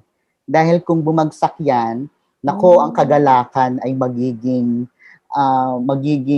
takot, no, at magiging parang babala sa komunidad, at maaaring paghahanda sa maaaring dilubyo na paparating. So may mga ganoong anticipation din sa mismong event. I don't know kung I answered the question, but in terms of the emotions. Yeah, oo. I guess ang tinatanong din niya kung may mga words na sinasabi yung, like for instance, would there be something they say, yan, pag dumampi na nga yung, yung ano, no, yung belo, no, sa floor, what would ano ba yung, siguro kung may mga terms silang ginagamit to, to refer to the, parang the omen, pagka-omen nun, or yung possible, ano ba yan, Ah, negative repercussions, consequences nun, ano. siguro ay ito ay magandang aspekto ng pananaliksik sa mga susunod Yeah. na pagkakataon. Right. Thank you. Although ako what I found interesting what you said is, kasi syempre parang ano rin, no, yung sasanayin mo yung katawan mo na yung belo nakataas lang. So I think magandang isipin din how yung katawan natin ma-habituate dun sa ganung klaseng sitwasyon, 'di ba? Kasi yung katawan mo kailangan ma-practice mo siya na yung belo mahawakan niya. So mas doon ko din siya naisip, no? Yun yung parang discourse ng katawan, parang ganyan, no? Okay, so I think we have a few questions for Dr. Barreto Tesoro. So the first is from Melcher Paete. I hope I pronounced that right. Is encomienda and reduction, or does encomienda and reduction play a role on the location of cemeteries from the Spanish era up to today? Why is it that there are no cemeteries in barrios but situated mostly in the city or municipality center? Yung first. Thank you, That Melchor one. Paete, for your question. Yes, the reduction played a role in the location of cemeteries from the Spanish era, and mostly from up to the present. But now may mga changes na kasi congested na ang munisipyo or ang poblasyon. So they are looking, the municipio, there are people who would establish private cemeteries outside the poblacion, or outside of city centers. So I'm referring to lowland areas, those who were under Spanish rule. But if you go to other areas that were na may history of not being under the control of the Spanish, so iba rin yung kanilang cemetery locations at iba rin yung practices na equally interesting din. Now, yes, of course, the Spanish obviously wanted to control how the local population's movements. Okay, so kaya kailangan nga i-reduce yung settlement. So they would know what these people are doing. And we know from history na those who did not want to live inside the settlement or in the Spanish settlement would be considered tulisanes, or I forgot, there's another word. So mga outsiders sila. Ethnicity also played a role in the location of cemeteries. So if you're ethnicity, religion, if you are, and social status, if you are an elite, from an elite family member, then there is a high percentage that your body will be interred, or your bones will be interred inside the church. And then there was a decree later on na bawal na sa churches for sanitation reasons. So you would find then the cemeteries to be outside churches. So you have public, or yung mga munisipyo, municipal cemeteries, they tend to be a few, not a few, but several, a distance away from the church. So yes, reduction played a role. Sige. Sige. I'm looking at the chat box. Sige, dyan ka lang. May isa pang questions galing sa YouTube. Okay. Sabi niya, hello po, clarification. This is from Jean-Nicole Rodriguez. Hello po, clarification po about the graves. I remember na may distinct social groupings ng Spanish colonial period, lalo na between the true Christians and the Chinese immigrants. And then, were there any physical segregation found dun sa graves? Example, part of the graveyard based on ethnicity. So you mentioned na sometimes the location would, Yes. be based on ethnicity, but any other physical indicators perhaps? Based on ethnicity, social status. We know this from the written records, so that they were buried inside, or yeah, within churches. Sorry, yung question. Mm. Other indicators of ethnicity? Sorry. Oo. Uh, Sabi kasi niya, dun sa colonial period, may true Christians and Chinese immigrants. May yes, segregation. that's why so meron kang, yung sa Binondo, Mm. that's why you have the Chinese Yeah. cemetery, kasi hindi sila Christianized. Mm. And kung hindi naman sila, the practice was to bring the body back to China if you were Mm. of Chinese descent, if you the ethnicity is Chinese, pero nagkaroon, but obviously not all bodies were brought back to China. So Yeah. nagkaroon ng separate. And as you can see, kinalculate ko na yan dati. I think it was 4 kilometers away from Intramuros. Okay. Oo. And I'm wondering though, kasi half of me is Chinese, no? yes. So, uh, we also visit the Chinese cemetery sometimes, not to visit our grandparents. Pero kasi mga Catholics din sila, no? I mean, the Chinese side of my family, I think, is as devoted as my father's side, is the Filipino, no? Very devoted Catholics din sila. And may mga ano din, no? Yung mga yung symbols ng cross, no? Dun sa kanilang grave markers. But what I found interesting in the Chinese cemetery, but I'm not sure if this is also the same in others, yung nililease nila yung it's leased. Naka-lease lang yung kanilang yung they're buried, no? So parang kailangan nire-renew mo siya every 25 years. I don't know if that has something to do with yung intention na kasi baka ibabalik siya sa China, yun ba yun? I'm I not sure. haven't explored. Itong project on cemeteries, because I am an archaeologist, I looked at the material representation. So the material, the art, the cultural material, so tangible objects. And there's so many more to learn and more to study. And I'm hoping that any of the viewers right now would be interested. Kasi for example, yung sinabi ni Monica, that can be explored also. And then also, the relationship of the living and the dead. I mean, in Manila North Cemetery, ang daming nakatira dyan. And may barangay. I think there's Yeah. already a barangay there. So I'm only looking at one aspect of cemeteries, so the material objects, because that's my training. But Right. you can look at policy making, you can look at Yeah. land use. There is a cemetery project, a cemetery group in a British university. And interestingly, it's not under the Department of Anthropology. It's under the Department of Sociology. So, nasa policy making yung kanilang. So, I hope, one of the people here can look at cemeteries also from a different perspective. Right. Sorry, mukhang may isa pa. But I think this is more about maybe some reflection, no? Kasi sabi niya, galing kay paring Bert. First, I'm wondering how cremation would impact these religious practices and notions of identity and well-being. And then I think the second question might be good for our panelists, no? Sabi niya, a growing number of theologians are trying to learn from anthropologists and archaeologists. Is there a corresponding openness among anthropologists and archaeologists to listen to theologians? And also them to listen to us. Yeah. Both ways. Yeah, I think I can answer. I can give some suggestions.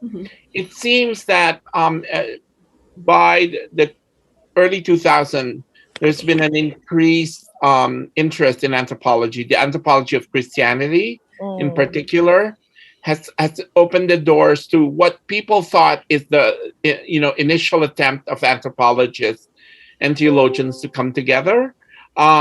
Fenella Cannell has a famous anthology on the anthropology of Christianity.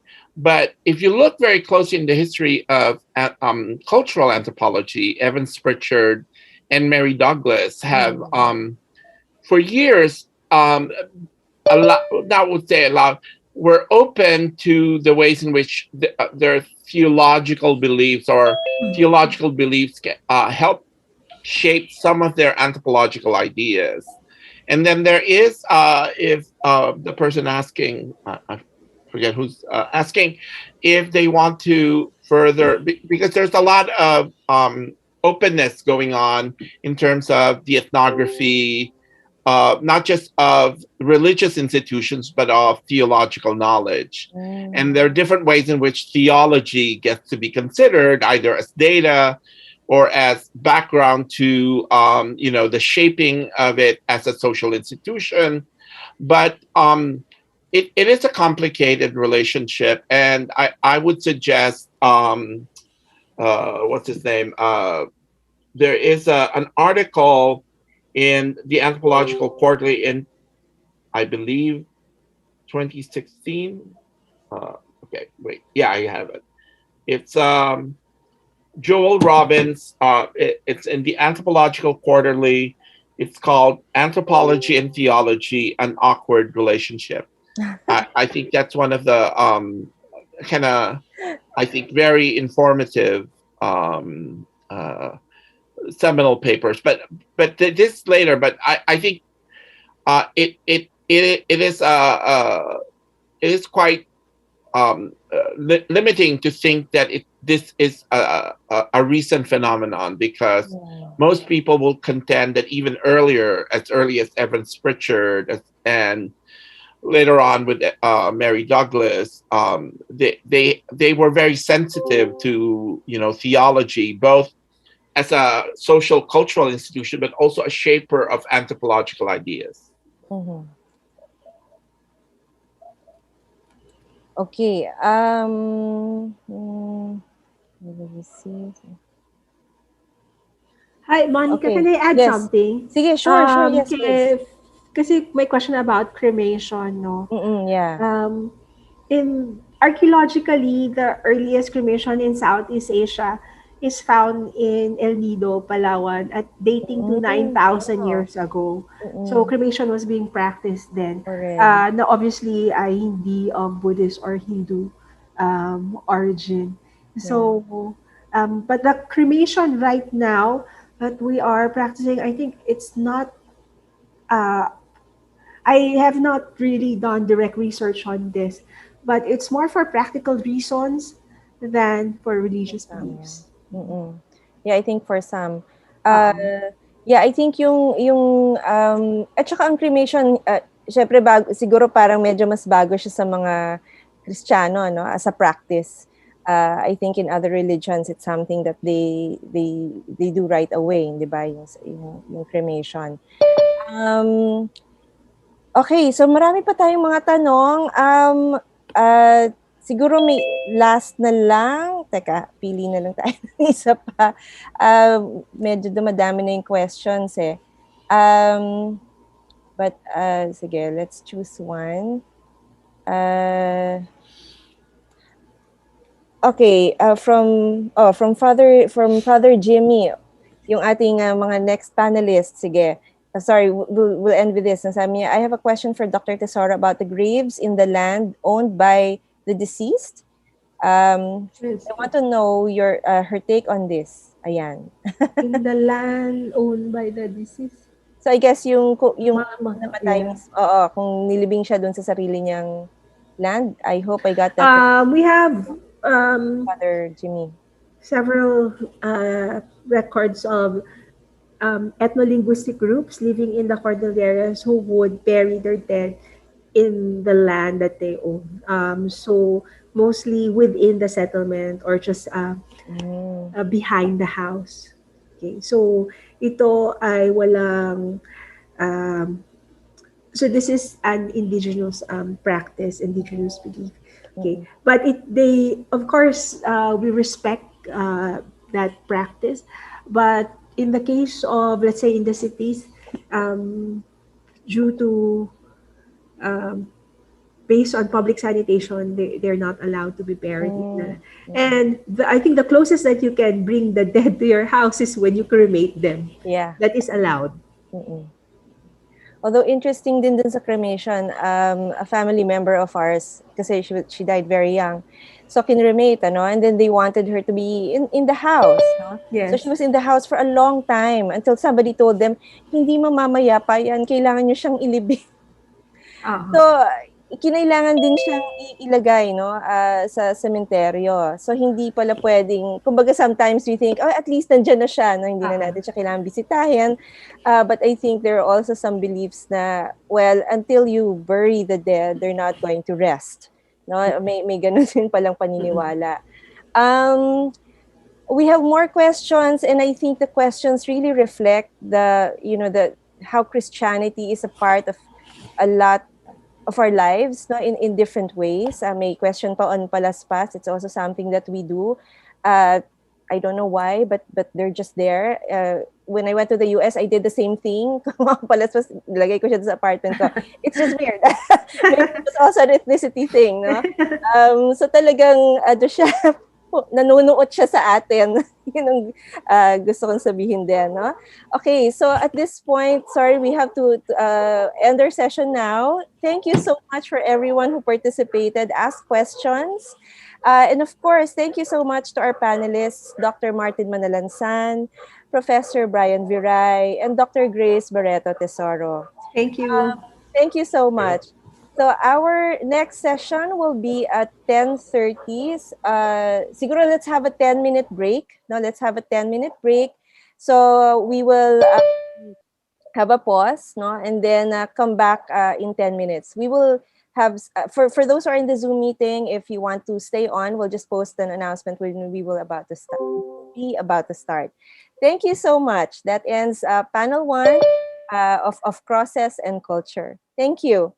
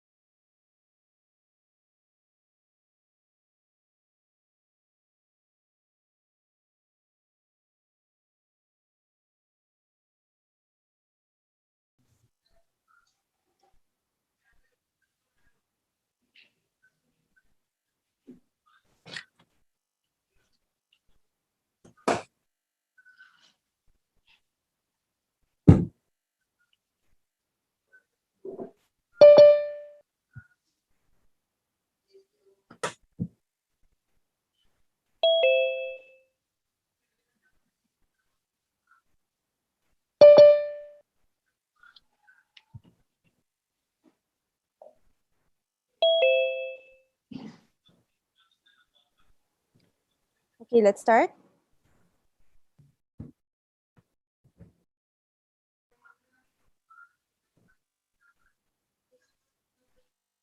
Magandang umaga sa ating lahat. Um, Sana quick break na kayo, coffee break, ganyan. So we shall begin our panel session. Welcome to our panel titled Filipino Priests and the Anthropology of Catholicism. I'm Carlos Pitatel Jr. and my partner, my co-moderator. So I'm Hector Guason. Okay, we are both from the Department of Anthropology. We shall serve as your moderators for this panel. So before we begin, allow me to read the panel abstract. With new empirical material on forms of religiosity within the ambit of hierarchically structured transnational religion, we want to reflect on the variety of practices and experiences of Catholic faith in the lives of Filipino priests and the believers study to enrich conversations on the anthropology of Catholicism. By extension, critical engagement with this institutionally malleable, theologically sophisticated, aesthetically complex, and socially engaged religion can generate new insights and analytical frameworks that will critique the mainstream account of the anthropology of Christianity. In this account, Catholicism is evidently ignored compared to Protestant religions. Discussions include the, the epistemological subject positions of Catholic priests, particularly as they engage and are encountered in the process of ethnographic fieldwork, Catholicism's production and intellectual formation of future priests and religious, contradictions and convergences between official and lived Catholicism, between communities where it is hegemonic and minority in various organizations and settings, the moral and spiritual crisis, especially under the contemporary conditions of the pandemic. To formally begin our session, may I call on my co-moderator, Dr. Hector Guazon, to elaborate on the framework of our session today. So good morning to all of you. More than giving an overview, my role is also to introduce the discourse on anthropology of Christianity, and in particular, anthropology of Catholicism. In the late 2000s, there was a clamor within anthropology to pay attention to the often overlooked religion that is Christianity. The reason for this neglect, according to Joel Robbins, is anthropology's bias in favor of exotic religions, well within its enterprise of othering and continuity thinking. Continuity thinking meaning the idea that tradition pervades through time and space. Hence, within this frame, Christian conversion, if at all agents embrace Christianity, is just a superficial content compared to the lasting form of tradition. For instance, Christianity is only used as coating tradition for socio-political content or other pragmatic ends. Remember the works of Jean and John Komarov and Vicente Rafael. It seems Christianity has no effect in conscious disposition of actors as they face life and limbs. It's seemingly a game people play. To challenge this long-standing treatment of Christianity, Joel Robbins calls for a comparative approach that will treat Christianity in its own terms, putting forward the category of rapture. Rapture can mean discontinuity, referring to individuals who abandon their long-held tradition in favor of Christianity, like for instance, those born-again Christians throwing away images. Or if they still hold on to their tradition as remnants of continuity, it is now overarched by Christianity, thus discontinuity. I don't know if this is the case of Father Jimmy, who is both Manobo and Catholic priest. Many have taken heed of Robin's call to pay attention to Christianity, like for instance, Bilo, Bialeki, and Keane, to name a few. Yet, the attention leans towards Protestant religions. What about those who have little knowledge of the scriptures, who are not individualistic, not ascetic, because these are categories put forward by Joel Robbins to serve as point of references for comparative study on Christian-related issues and subjects. Hence, the definition of Christianity or Christians, according to Fenella Canel, has to be extended to those who seriously call themselves as Christians. This, I suppose, rests Catholicism, especially in the Philippines. Aside from the proponents of the prosperity gospel, there are also members who have little knowledge of the Bible, whose little knowledge of the scriptures lie on few biblical images, transmogrified into material sculptures in the altar, like Jesus, Joseph, and Mary, and in panel 1, the Last Supper, or sculptures of the defenders of Christian faith, later declared as saints in the history of Christianity. Yet, these Catholics seriously call themselves as Christians. Yet, again, these Catholics have almost been invisible in the anthropological studies of religion. Why? First, it seems it is too familiar. This familiar rendering of Catholicism finds semblance in colonial framing, like for instance, ang Katolisismo ay banyagang reliyon na ginagamit ng mananakop para sakupin ang Pilipinas. But we have to take note that this colonial religion is ingrained in our national and cultural world, often present in the public, like material images and scriptural texts, and is a very influential public religion in its varying forms and permutations.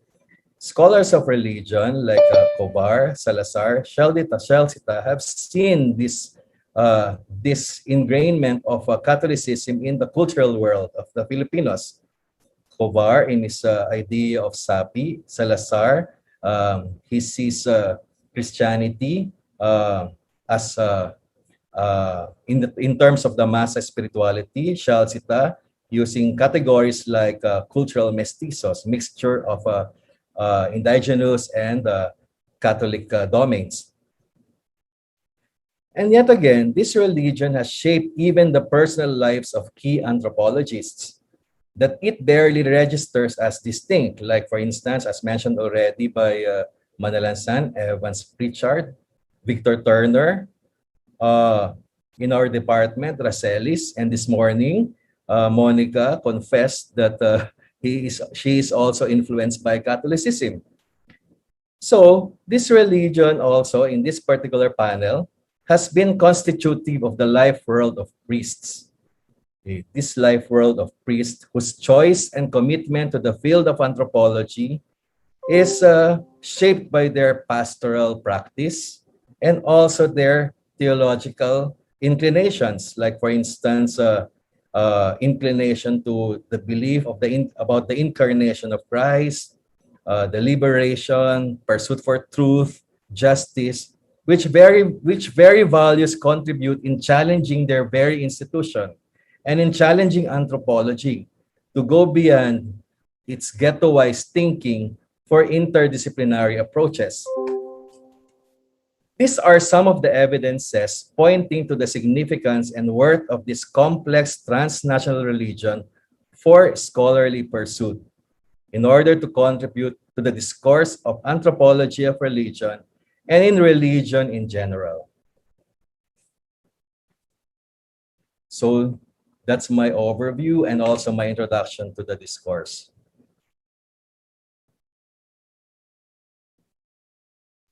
Thank you very much, Hector. For our first speaker, isa siyang Pinoy, Bicolano, Dominican, Pari, anthropologist. UP student number starts in 91. And at that time, he started at UP. He has already finished a degree in philosophy and subsequently in theology. After being ordained priest, he obtained MA Anthropology in UP in 1999 under Dr. Prospero Covar. His field work was in Mount Banahaw, writing an ethnography of a religious group. He earned PhD in anthropology from UP in 2014 with Chancellor Michael Tan as advisor. He conducted field work in Camarines Sur, in the Bicol region, writing about the ruins of industrial modernity. He is regent of the Institute of Information and Computing Sciences at the University of Santo Tomas and fellow of the Center for Theology, Religious Studies, and Ethics and the Research Center for Social Sciences and Education of UST. As a practicing anthropologist, he teaches approaches in archaeological heritage at the UST Graduate School and Area Studies Modern Southeast Asia at UST Faculty of Philosophy. He is senior lecturer at the Department of Anthropology, UP Department of Anthropology, currently handling graduate course on Philippine culture, society, and culture and personality. Before the pandemic, he has had an ongoing fieldwork in Dalaguete, Cebu, researching on the collective memory of old Cebuano songs in the 1930s. To talk about positionality ng paring nagpipieldwork sa Pilipinas. Let us welcome Hermel O. Pama, OP, PhD. Dr. Datel for that kind introduction. I'll go direct to my text. In his work, Writing the New Ethnography, Ward Goodenough prescribed that there are four things you need to know to become an anthropologist. First, you have to do fieldwork. Second, you have to know how to write. Third, you have to know who you are as a field worker, as an anthropologist, and as a self. And fourth, you have to learn where and how these things are meaningfully connected. As introduced, I am a Pinoy and anthropologist with a hyphen, if you like, with a hype, a priest hyphen anthropologist. And that is partly why I speak here today. And the topic I will speak on has something to do with the third requirement that Goodenough has articulated. It is the moment of introspection, a philosophical moment, as it were, because it speaks in a know thyself Socratic manner about one's identity or identities and one's partitions, one's confessions, or simply one's radical non-identity with oneself, one's fault and default, trade-offs sometimes in life toward receiving fullness of being yearned for. As an anthropologist, you might be thinking I passed all those requirements of Goodenough with checks in tow. But it is not that simple an enumeration. I have done the first two, yes, but how successful they were in understanding the human condition, one could only hope for the best. In regard to this third moment, we need to unpack the concept of positionality. Positionality reflects personal values, views, and location in time and space influencing how one understands the world. That is, pertaining to what we know and believe. It is, we may say, the condition for reflexivity, whereby one acts on this realm of knowledge. What makes this difficult is that there is no hard and fast rule, like a definitive definition or a step-by-step method, much like there is no formula for knowing oneself. For, I'm quoting Talal Asad, the ethnographic field characteristically involves a conception of knowledge modeled on a subjective vision. In other words, the field is fluid, and so are our attempts to feel through it, to locate ourselves in it. That is why I would opine that this third moment is inseparable from the fourth criterion, which is futural, and points to ceaseless re-examinations of the wheres and the hows of one's whys. I shall now explicate four subject positions, which I have experienced in a span of more than 2 decades conducting anthropological fieldwork in the Philippines as a Catholic priest. Summarily, these are, first, I would say, pinababa ang pare, in the sense of priest downgraded. Second, I use the same phrase, pinababa ang pare, to mean priest upgraded. The first one, pinababa ang pare, was during the 1998 fieldwork with the Deo religious group in Mount Banahaw. And I say that because I did not finish the second ritual component in the initiation rites. And it's not about hazing. You'll know later. In regard to the second, is in Bicol in 2010 to 2013 fieldwork in Camarines Sur, Siruma, Camarines Sur.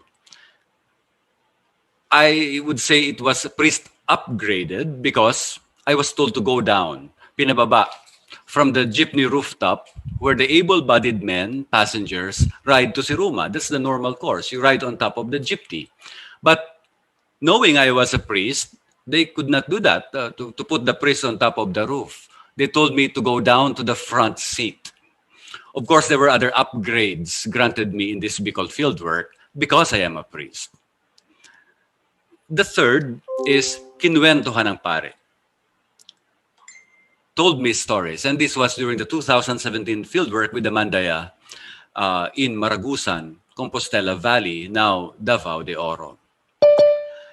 And the fourth is pare nga suod, priest as close friend in the Cebu, Dalaget Cebu fieldwork from 2017 ongoing until up to 2020 before the lockdown. And the ethnographic narratives will be discussed in 4 vignettes. Vignette 1, Banahaw. I studied the social organization of one of the religious groups in Mount Banahaw participating in its rituals of initiation.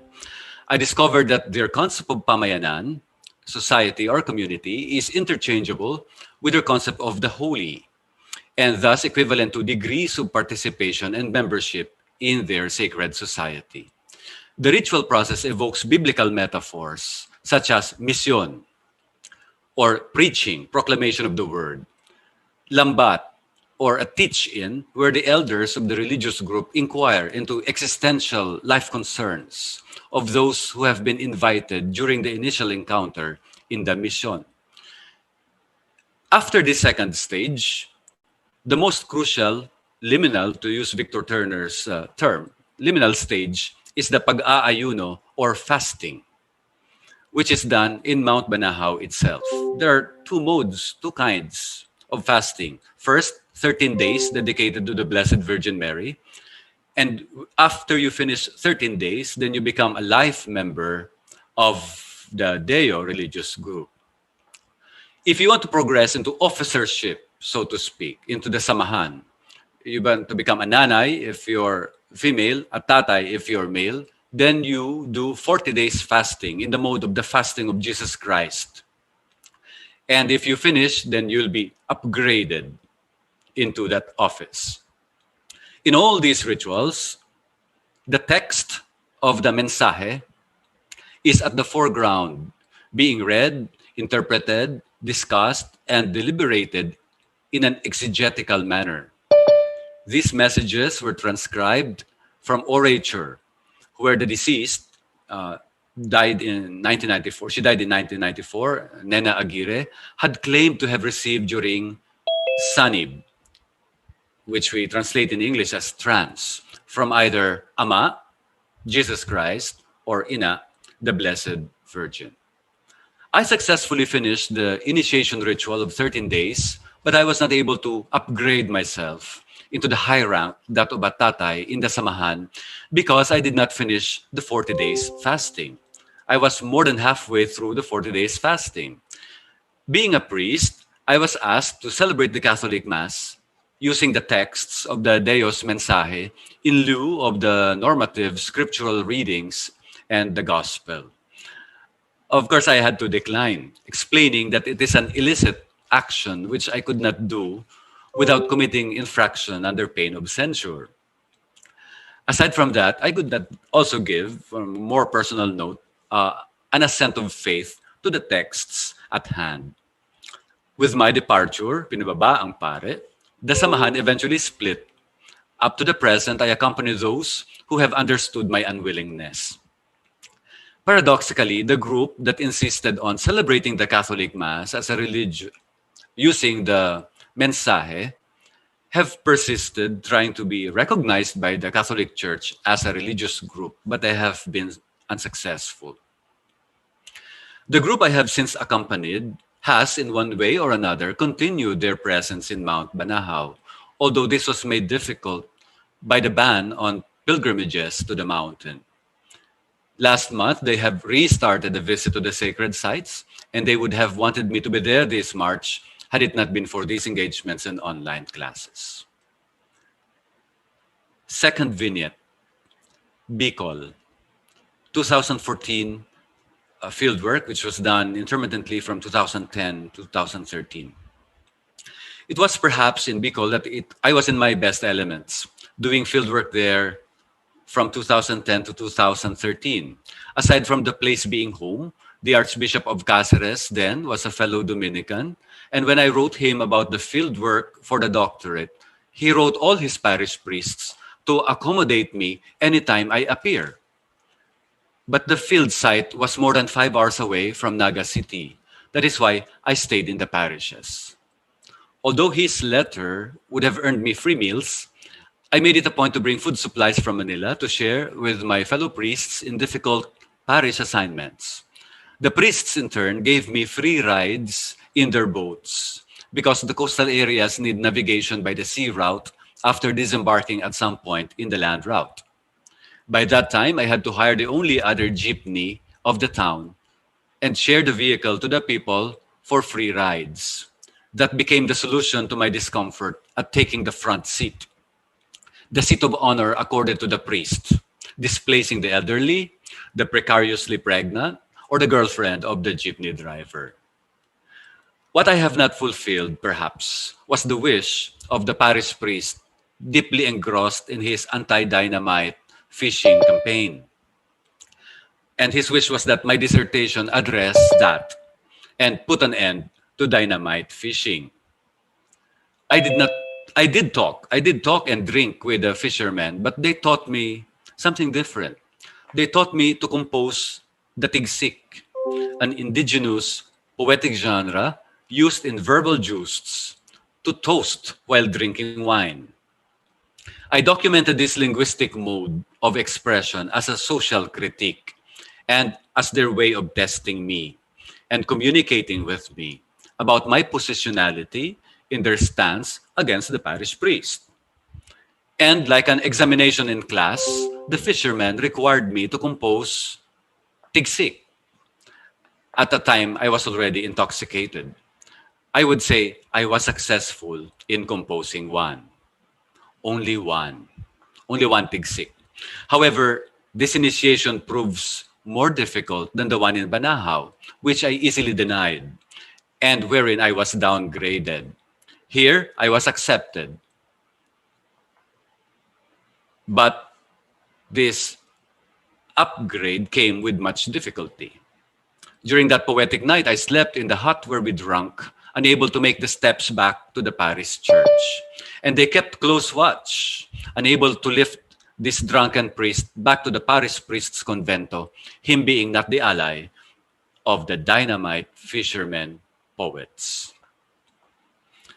Vignette 3, recording the Mandaya Dawut. I was invited to record the Dawut, specifically the Bayok of the Mandaya. Dawut is between two persons performance. Bayok is just a singular performance. What I recorded was a singular performance of the Bayok of the Mandaya, living in the uplands of what is now presently Davao de Oro. These poetic and sung stanzas are components of an epic, a vanishing intangible heritage. I have conducted fieldwork observing the protocols for research with IPs, and the IP representative to the Sangguniang Bayan of Maragusan accompanied me and introduced me to the key informants. I noticed, however, that the key informants digressed all the while from the listing of the process of the interview as initiated and led by the IP representative. Right from the start, they wanted to have a reading of the Bible. The Mandaya elder was also an elder of the Christian church there, but he was forbidden. Instead, he was told to recite the Panawag-Tawag, the Mandaya opening prayer to the spirits. However, the elder contended that prayers like that do not anymore reach Magbabaya, the Mandaya concept and personification of the deity. And it went on like that. I was able to record things pertaining to their local history and descriptions of daily life. They tended to narrate. However, when the IP would prod them, bayuka, and render it in bayok mode, then they would put the tune in the narration. I gained access later on by partaking of the biais. Biais is their native wine brewed from fermented wild ginger and honey, all from the forest. As hunters-gatherers, the forest is life. That is why they laugh, telling me the story of their first Christian missionary who pitied their plight and sought to teach them agriculture by bringing to the valley 20 carabaos. The beasts did not burden them. The carabaos met their useful end, being slaughtered, one feast right after another.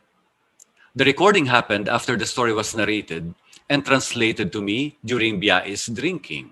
Like the Bicolano tigsik, Biais is an important element in the literary recitation of the bayok, which could not be constrained by the rules of an IP representative.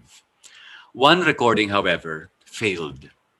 It was because the poet broke down, because the last time she sang that was during the last night of the wake of her son, who was a youth volunteer of the parish, shot dead in Maragusan, a victim of the anti-drugs government campaign.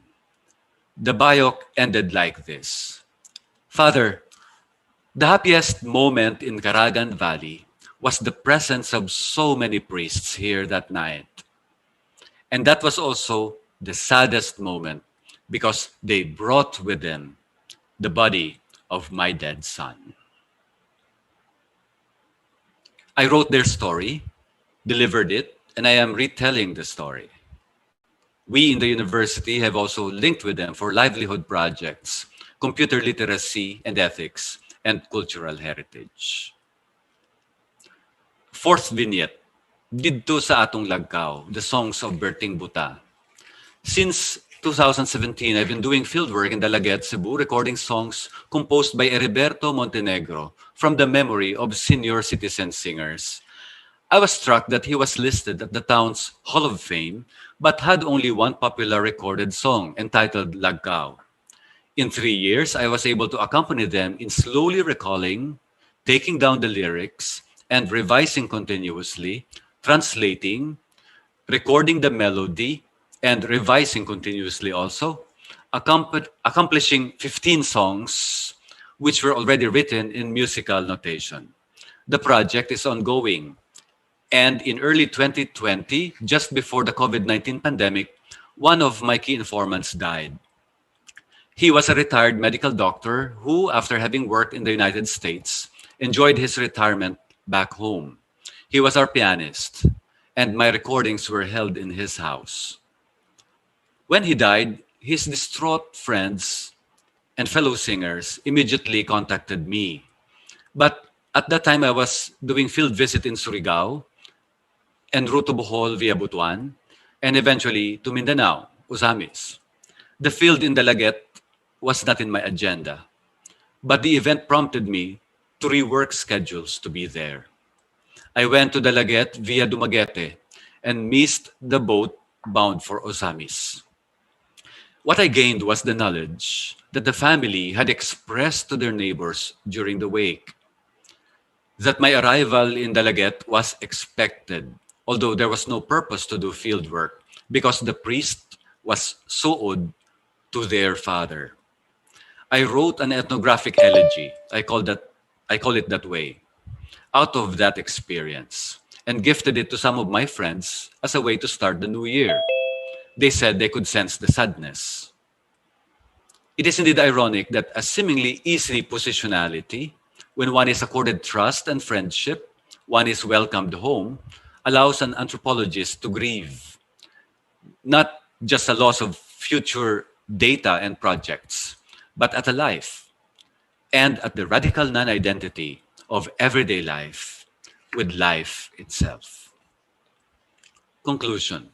This return to the ethnographic subject by recounting the positionality of a Catholic priest undertaking anthropological fieldwork is a return to the irreducibility of the cultural actors being studied. Conversely, it is also a memorialization whereby the subjects have experienced the priest as an irreducible subject. Irreducibility, despite appearing as a principle of opaqueness, is the prejudice that opens up a world of understanding, allowing us to return to the places where thought is born, from Joao Bill. There are at least two sets of key learnings derived from comparative appreciation of these fieldworks that resulted in ethnographic productions. First, differential appreciations of positionality of the Catholic priest in the field setting in the Philippines may depend on what was being studied. In Banahaw, which is traditionally related to the natives who refused incorporation into the colonial town, that is still a place invested with religious rituals that critique the dominant Catholic religion. So there is high possibility of a failure of communication and stonewalling when it comes to the affirmation of incompatible belief systems and religious practice. In the case of Bicol fieldwork, on archaeology and narratives of peasant conditions of their industrial modernity, the peasants were receptive to the priest and they showed support because they assume there's also support for them in their mode of livelihood. Among the Mandaya, their epic performance highlighted a contemporary social commentary. The priest's role, like that of a visitor, is as an audience to the theater of their lives and as a facilitator to their expressions and articulations. Music making is second nature to Cebuanos, and music is also a mnemonic device, giving rise to copious episodic recalls. The priest who performs music along with them is given the culturally set norm of respect and earns extra plaudits for becoming a patron of their art. The second set I would like to encapsulate in a trope using a scriptural passage from Luke chapter 19 verse 6. And it reads, So Zacchaeus hurried down and welcomed him to his house joyfully. The small stature of Zacchaeus stands for limit situations, limits of the personal, limits of bodiliness, limits of the social. That is also the stance of the ethnographic subject's positionality, the limits of the priest. One has to be brought down. One has to go down to where the people are in doing field work. For as Tim Ingold says, anthropology is philosophy with the people in. Receiving into one's house is a symbol of hospitality.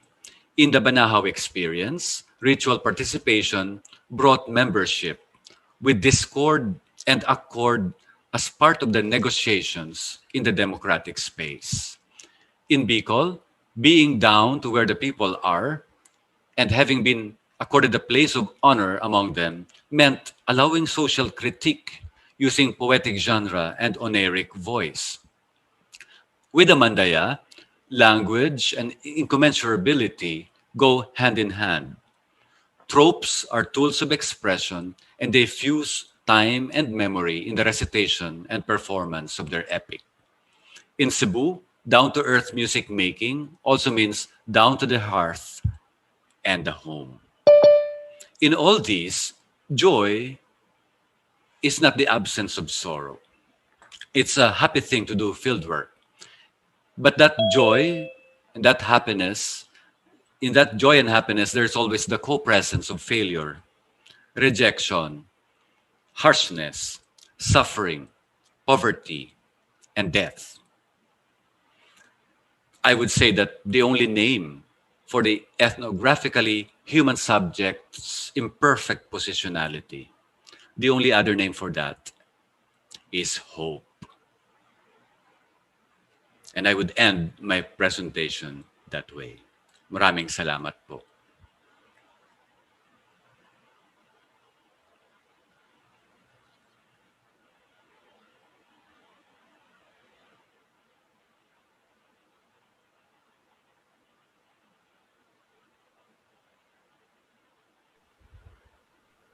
Maraming salamat, Father Dr. Hermel, sa iyong presentasyon.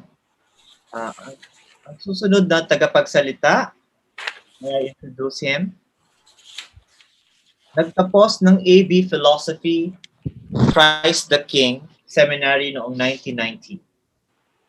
MA Theology Pastoral Ministry noong 1997. Naordinehan na pari sa taon ding iyon. Nagpatuloy sa pag-aaral at kumuha ng MA Anthropology sa UP. Tinapos ito noong 2013.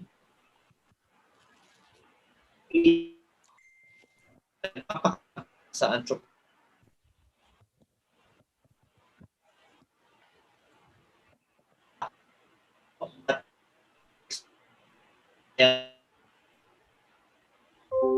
Department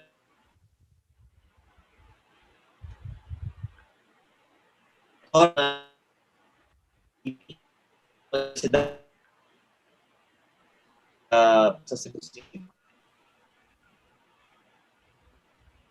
Upang ibigay ang kanyang presentasyon tungkol sa Manobo Priest Researcher, Anthropological Reflections on the Fieldwork Experiences of a Manobo Priest. Batiin natin, i-welcome natin si Father Jimmy Durado Sales, SVD. So ngayon ay ang lokasyon niya ngayon ay nasa Trento, Agusan del Sur. Father Jimmy, kumusta dyan?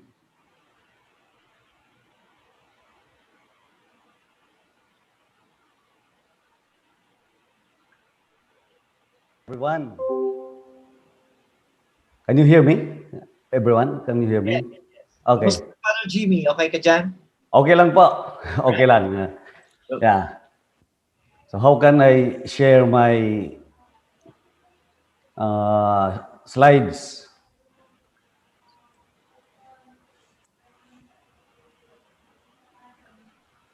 I have some slides to show, sir. Okay. Technical team, can you please assist us?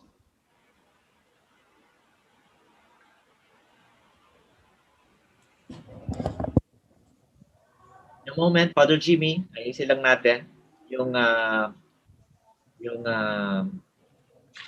authorization or something.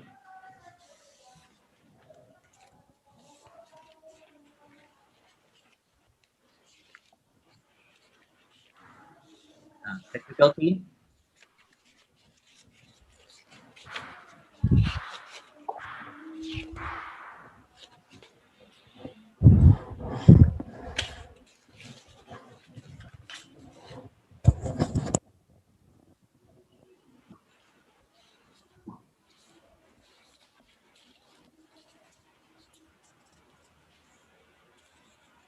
Father Jimmy, habang inaano natin yung technical aspect nito.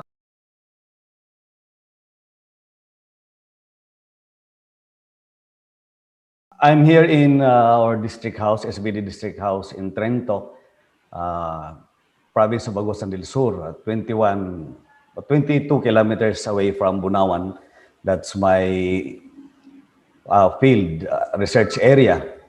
And I am also now working in the parish of La Paz, still here in Agusan del Sur. Victim of the lockdown. That's why just to be productive, besides my continuing field research for my dissertation, I'm helping out in one of our parishes here in La Paz, Agusan del Sur. And hopefully after this pandemic is over, I might be able to go back to UP to finish the or to fulfill all my requirements. I'm already MRR in our department. And then, Father, Father, all you have to do is to click the share button. Okay. Share button for you to share your file. Can you find it in your laptop or computer? Share screen. No? Yes, oo. Okay. Just be And careful not I to click this one. the right file, ha? Baka makita namin na. Oh, I have clicked it. Okay, sige, try mo. Yan na ba? You know. Yes, Father. Perfect. Okay. Yan na. Take away. So, can I go on now? Can move forward? Okay. So, good morning everyone. Magandang umaga po sa inyong lahat. Father Sir Caloy has introduced me already, but I want to add one more thing. I am a member of the Adgawan Manubo tribe of Agusan del Sur. That's why I really put this tribe, my tribe, Manubo, because it plays a big role in my studies in anthropology. Since this is field experiences, I would be telling you a lot of stories about my experiences in the field, doing my field work for my thesis, which I defended in 2012, and my ongoing research now for my dissertation. And my dissertation is entitled Vulnerability to Flooding is Enhanced by Marginalization Among the Adgawan Manobo of Bunawan in the Bunawan marshland. So I will be telling you a lot of stories. So to continue, I will be telling you first story, and this time it is a story about how I ended up doing anthropological enterprise, how I ended up in the academic world of University of the Philippines, studying anthropology. I have already been an 8-year-old priest before I enrolled, or when I enrolled Masters of Anthropology in the University of the Philippines. And in those 8 years, first 8 years of my priestly ministry, I was assigned in 4 parishes. My first 4 years was spent in the parish of Cagdianao in Dinagat Island. Presently, Dinagat Island. It was still under the province of Surigao del Norte when I was there. And I was also assigned in Santa Monica, Surigao del Norte, that's in Siargao Island. Then in Loreto, another parish in Dinagat Island, and in Sobanipa, Zamboanga, Sibugay. That was 2005 and 2006. And it was in 2005, towards the end of 2005, that our visitor from Rome came and asked me about my plans and about who I am. And I told him I am a Manobo. I belong to the Adgawan Manobo tribe. And he was kind of elated upon hearing my tribe. And he said, well, you are a Manobo, maybe you can help out in our apostolate in Agusan, our apostolate among the indigenous people of Agusan, the Manobos. And he told me that to prepare myself for that apostolate, I have to take further studies, masters in in anthropology. And I said, well, you know, my dear, I'm not an academician. I already enjoyed my life in the parishes where I am assigned. And frankly speaking, I told him that I intend to spend my priestly ministry in the parishes. So he said that you can be more effective in your ministry in the among your tribes people if you have a background in anthropology. And so he managed to convince me. So in 2006, I enrolled, or luckily I was accepted in the Department of Anthropology in the University of the Philippines. That's how I started my life as a priest in doing some anthropological enterprise.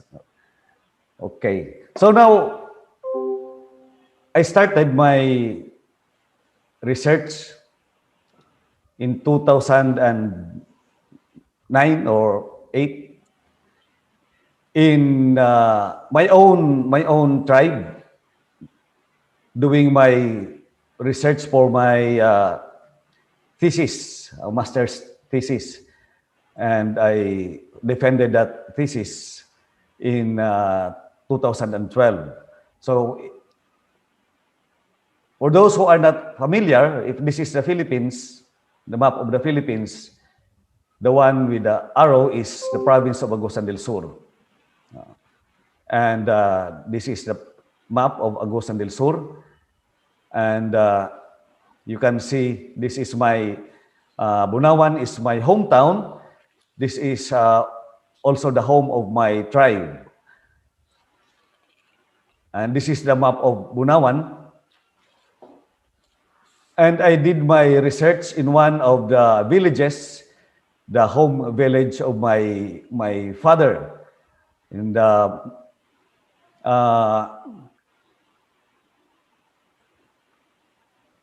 Barangay Bunawan Brook, Barangay Bunawan Brook. And in one of those villages in Bunawan Brook is called Tagbayang.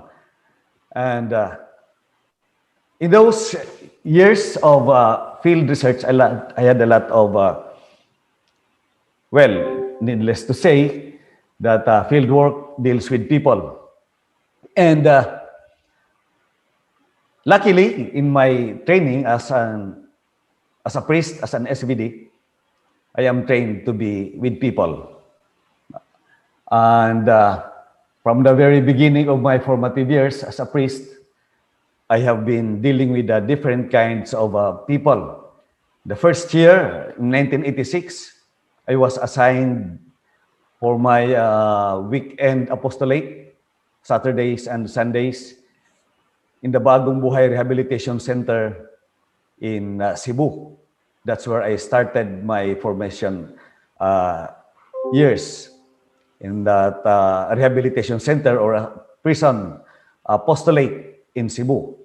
And I also had experience doing weekend apostolates in the Smoky Mountain, in Tondo, also in rehabilitation center in Quezon City prison facility. And I also had an experience working among the urban poor and urban rich communities in middle class subdivisions of Manila, Metro Manila. And I can say that in those years, from my formation years up to the ordination, up to the 8 years of my priestly ministry, I have been dealing with people. That's why in doing my field work, I did not encounter so much problem in dealing with people, dealing with different ethno-linguistic groups from different cultural backgrounds, from different religious traditions, different economic and social standing, and age groups, and different sectors in the society. Now, in those years of field work, I confronted with the issue of identity, my personal identity, and the identity of the people I am dealing with.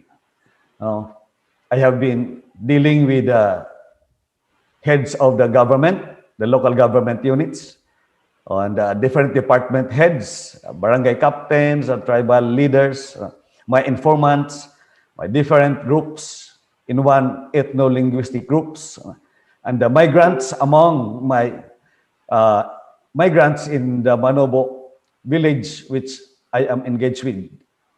In my own village. I say my own village because that's the village of origin of my father. And here I'll put some anthropological reflection on that experience of dealing with different kind of people. Ruth Benedict, in his work published in 1934, postulated that one's own culture shape one's own behavior. But in my experience with those people I am dealing with, I discover even in my own village, even in one family, there are a lot of differences when it comes to behavior.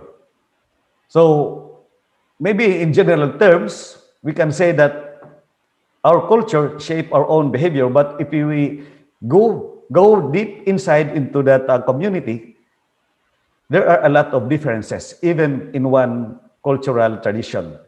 As I have said, even in one family. That's why I look at Giddens in his theory of structuration, that human behavior is influenced by both by structure and agency. So we are not imprisoned in one cultural tradition. Agency plays a lot in when it comes to behavior. And so also Mark Harris, who quoted Paulson, Moore, and Ingold. No? And I want to read the very wordings of Mark Harris when it comes to identity and power relations between the researcher and his informants or hosts.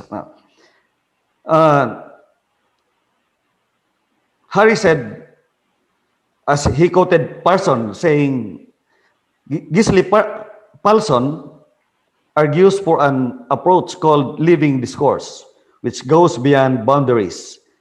This is characterized by a domestic ethnographic dialogue. Paulson acknowledges the framing of fieldwork encounters by established relations of power. At the same time, he argues that neither the field worker nor the host is totally subjected to culture, history, or political economy. There is much room for invention and friendship, for example, to overcome the particularities of the situation. And these kinds of human aspects often get missed out of ethnographies, and yet they are the very basis upon which field work takes place and is made tolerable. He also quoted Henrietta Moore, who said that, who proposes a notion of lived anatomy. Her aim is to avoid giving ontological status of experience and instead reveal the embodied nature of identities,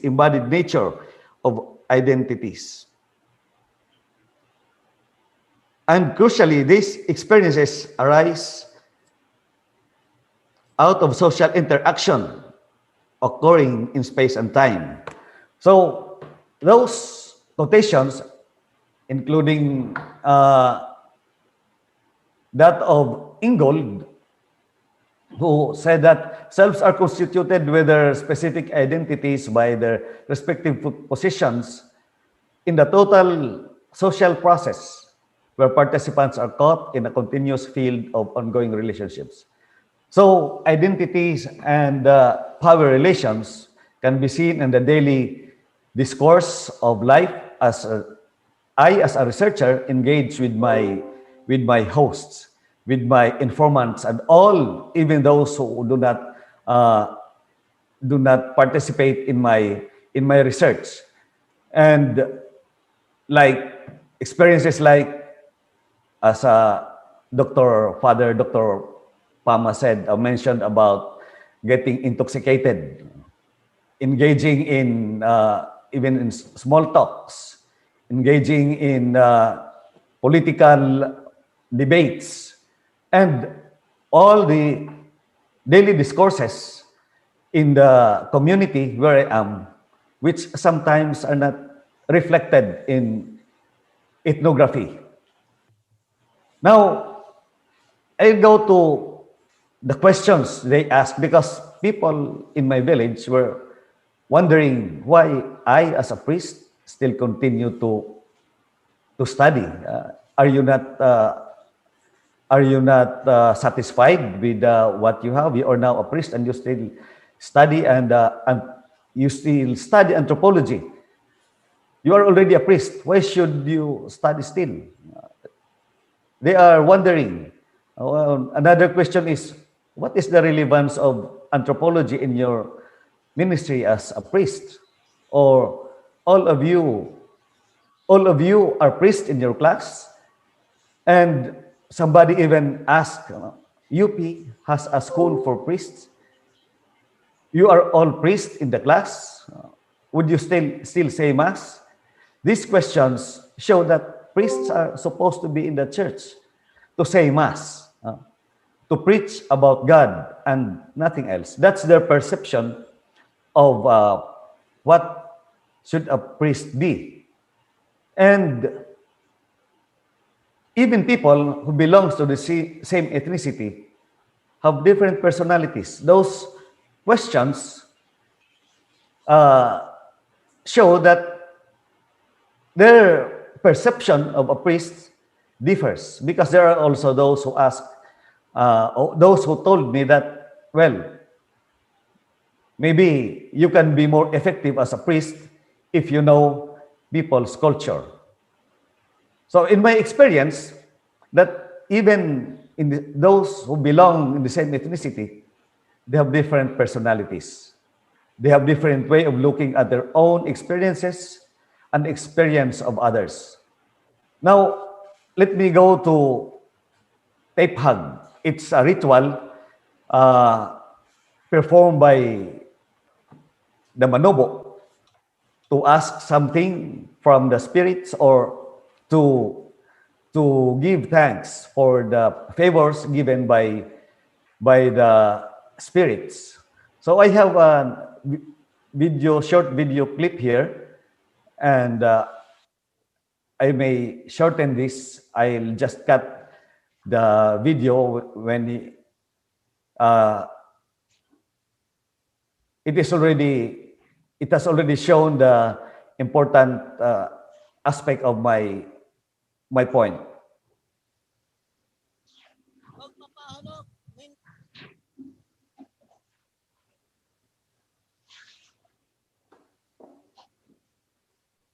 Magpapahanap, mintas, yung na musyon, kana magpamangkugi-kugi, ako, kana magkataga, no, problema, kani. Ikan perlingaw, no, o pangawat ko yan, sa Panginoon ko, no, ibantas ko, magito, yukoy, ako, sa Panginoon ko, no, kana, taksi, kanya sa maka nawala nakabantay ya sa maka ko pataakan The Father, Pangyan. kana ayun ya bata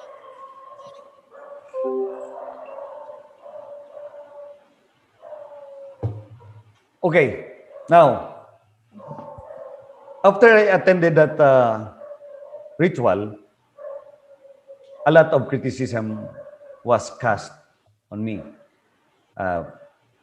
People are saying it's unbecoming for a priest to attend such kind of activities. Na In vernacular, they say that, kalain ng basaon nga pari nga migtambong basaon nga trabaho. What kind of priest is that who attends such kind of activity? And somebody also said, ang pari gani migtambong, kita na bahinoon, if the priest attends, why can't we? So, these two questions show the two different reactions of the people in the community about me attending that ritual. One is against and another is pro. And both of them belong to the same tribe, only that they belong to different religions. And even those who belong to the same religion is also against my attendance to such activity. My father himself, when I was a boy, I was still an altar boy. When he heard about me attending that kind of activity, of that ritual, he scolded me, saying, "You serve in the mass and you attend that kind of ritual. It's not. It's unbecoming of you."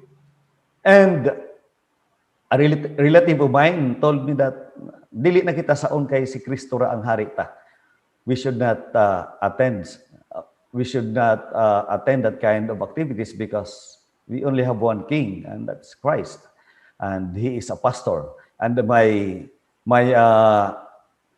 paternal uncle also scolded me. I am already a priest, and you are already a priest, and yet you still attend that ritual. That's why I just told him that, well, just pray for me. Now, in the community, there are also different reactions. There are those who, by the way, the ritual was performed in order to ask for help from the spirits as the new season of fishing starts. But there are those who did not attend, did not participate. That's why in the first part of that video, it's in Manobo, but it's what the shaman was saying, that there are some who are not participating because they're hard-headed. If he did not motion to them that they should perform that ritual, they would not act. It's because the shaman or the diwatahan, according to some, he has no moral ascendancy. He's not experienced, or he's just after for money. That's why they did not participate. And another thing is that he is not in the direct line of the ruling family in the tribe. So it's something political again. And since the other family or clan, they have their own shaman, but he was not asked to perform the ritual, those who belong to that clan did not participate in that ritual. Others have different take about my presence in the community. Others said that, well, he is here to claim his mother's inheritance. Maybe he's a treasure hunter, or he's here to be a tourist. Or for some even said that he's here to help. He might have some projects and he can help us in our endeavors. Maybe he can provide us fishing nets and other fishing gears. So for some, maybe I am a philanthropist. So now, let's talk about the power relations between the priest researcher and the host, the community. In 2000 survey, Manobo or Catholics in Bunawan comprise 79% of, or in Agusan del Sur comprise 79% Catholics, and in Bunawan it's 68%. Now generally, these Catholics have a high regard for priests and religious, at least the practicing Catholics. And I also know some non-practicing Catholics who have a high regard for priests. There is a story about this para sa pari. This story about para sa pari is about celebrations whenever there is a banquet or just a simple meal attended by the priest. And the hosts or those who are in charge of the activities would say, you reserve the best part of the meat for the priest. Others would say, ang atay ay para sa pari. Ang hita ay para sa pari. Everything or the best part of the food is for the priest. That's why they have this expression, even the priest is not there, give me the para sa pari. Ibigay sa akin ang para sa pari. So, whenever a priest visits a village or a community, a chapel, for mass or for any official function or even just a social visitation, the priest would not go home empty-handed. Maraming pabaon. Ang alay ay umaapaw, sabi nga. And it shows Catholics have high regard for priests. And there's also another story, the Gibalinanay. It's already overturned. And this is about the boy who was hungry, telling his mother, I want to eat now. And the mother said, well, afterwards, after the priest finished eating, tayo na kaagad. Mauubos na ang ulam, ang inihaw na isda. Oh, don't worry. The priest would not consume everything.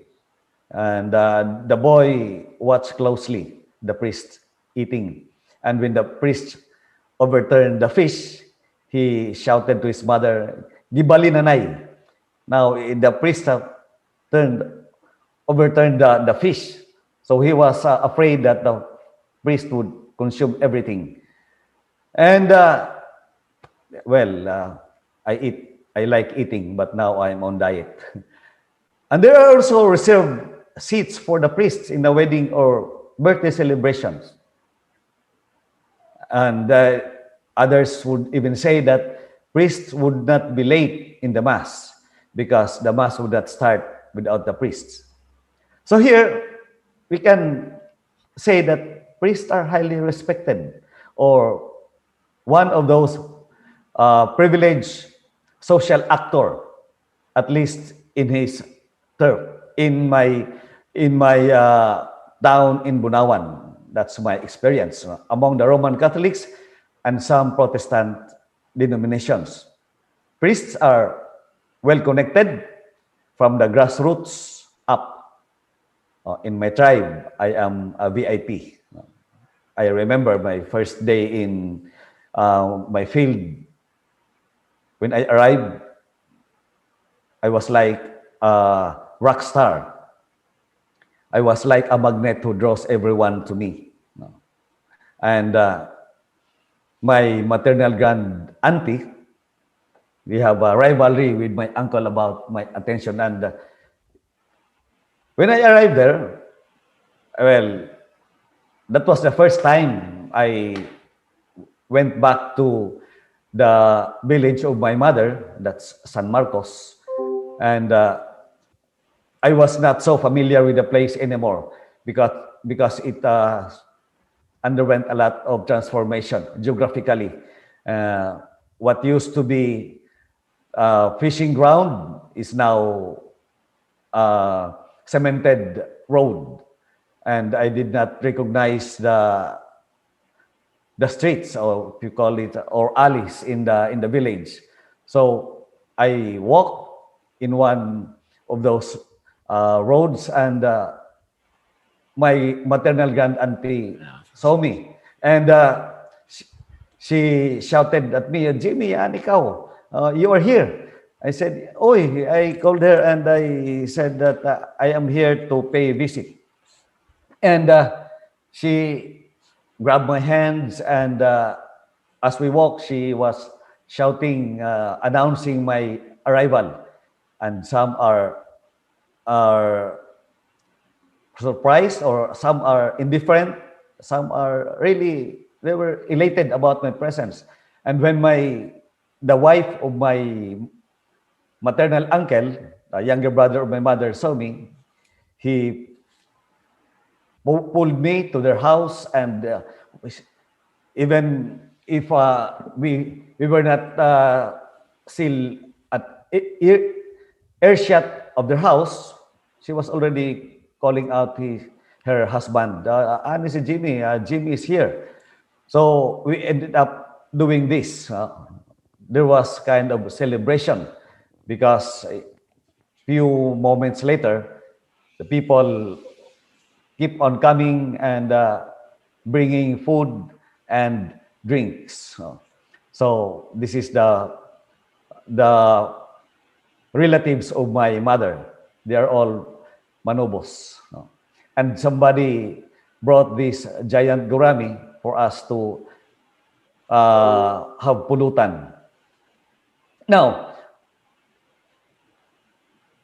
after that meal, I was already intoxicated. Also, I announced to them that I came back because I want to go back to fishing. And my maternal grand auntie protested because when I said I want to go back to fishing, it means that I would revert to the old livelihood of my family. My grandfather was a fisherman. My father also was a fisherman. And when I said I want to go back to fishing, I wanted to be a fisherman again. That's what I really mean. And my grandmother picked it up, and she protested, and she said, "Pari na kau, magpangisda pa kau. You are already a priest, and you want to go back to fishing." And I remember Del Himes in his speaking technique. The K in speaking is the key. No, key in that act of speech, the rising of the voice, and the way she pronounced the words, and she was like giving an exhortation to me, close to scolding because of my plan. And well, I said that I need to do that because I want to write something about it.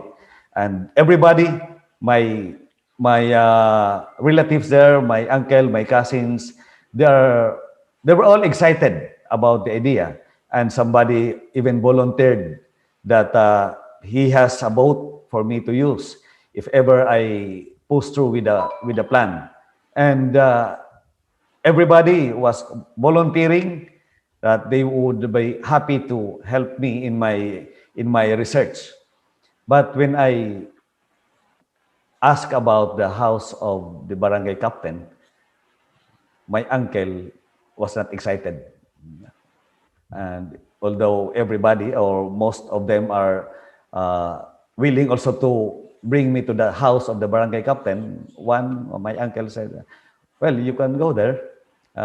He would not go. And so I asked him, and I discovered that he was not a political ally. So I went to the house of the barangay. Another story about my experience, my political connections in that village. When I went to the house of the barangay captain, it was already announced because the mayor already informed him about my arrival. So it was prearranged. And this is my political clout in the barangay. On my left, the the two guys there wearing the same color of shirts. Nearest to me is the mayor, and behind him is the barangay captain. This is the mayor, and this is the barangay captain. And every time I have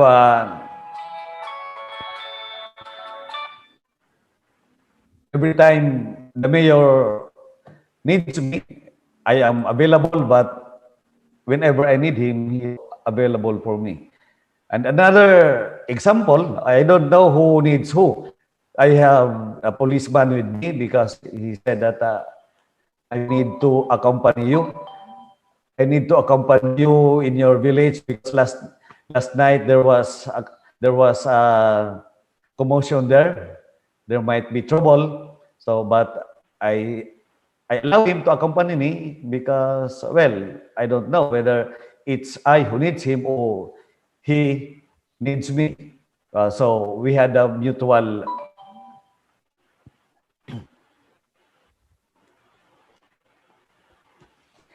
Okay, we need each other in that moment. So we accompany each other. John Harris, now for my anthropological reflection, John Harris quoted Bourdieu, social capital in ordinary language is connections.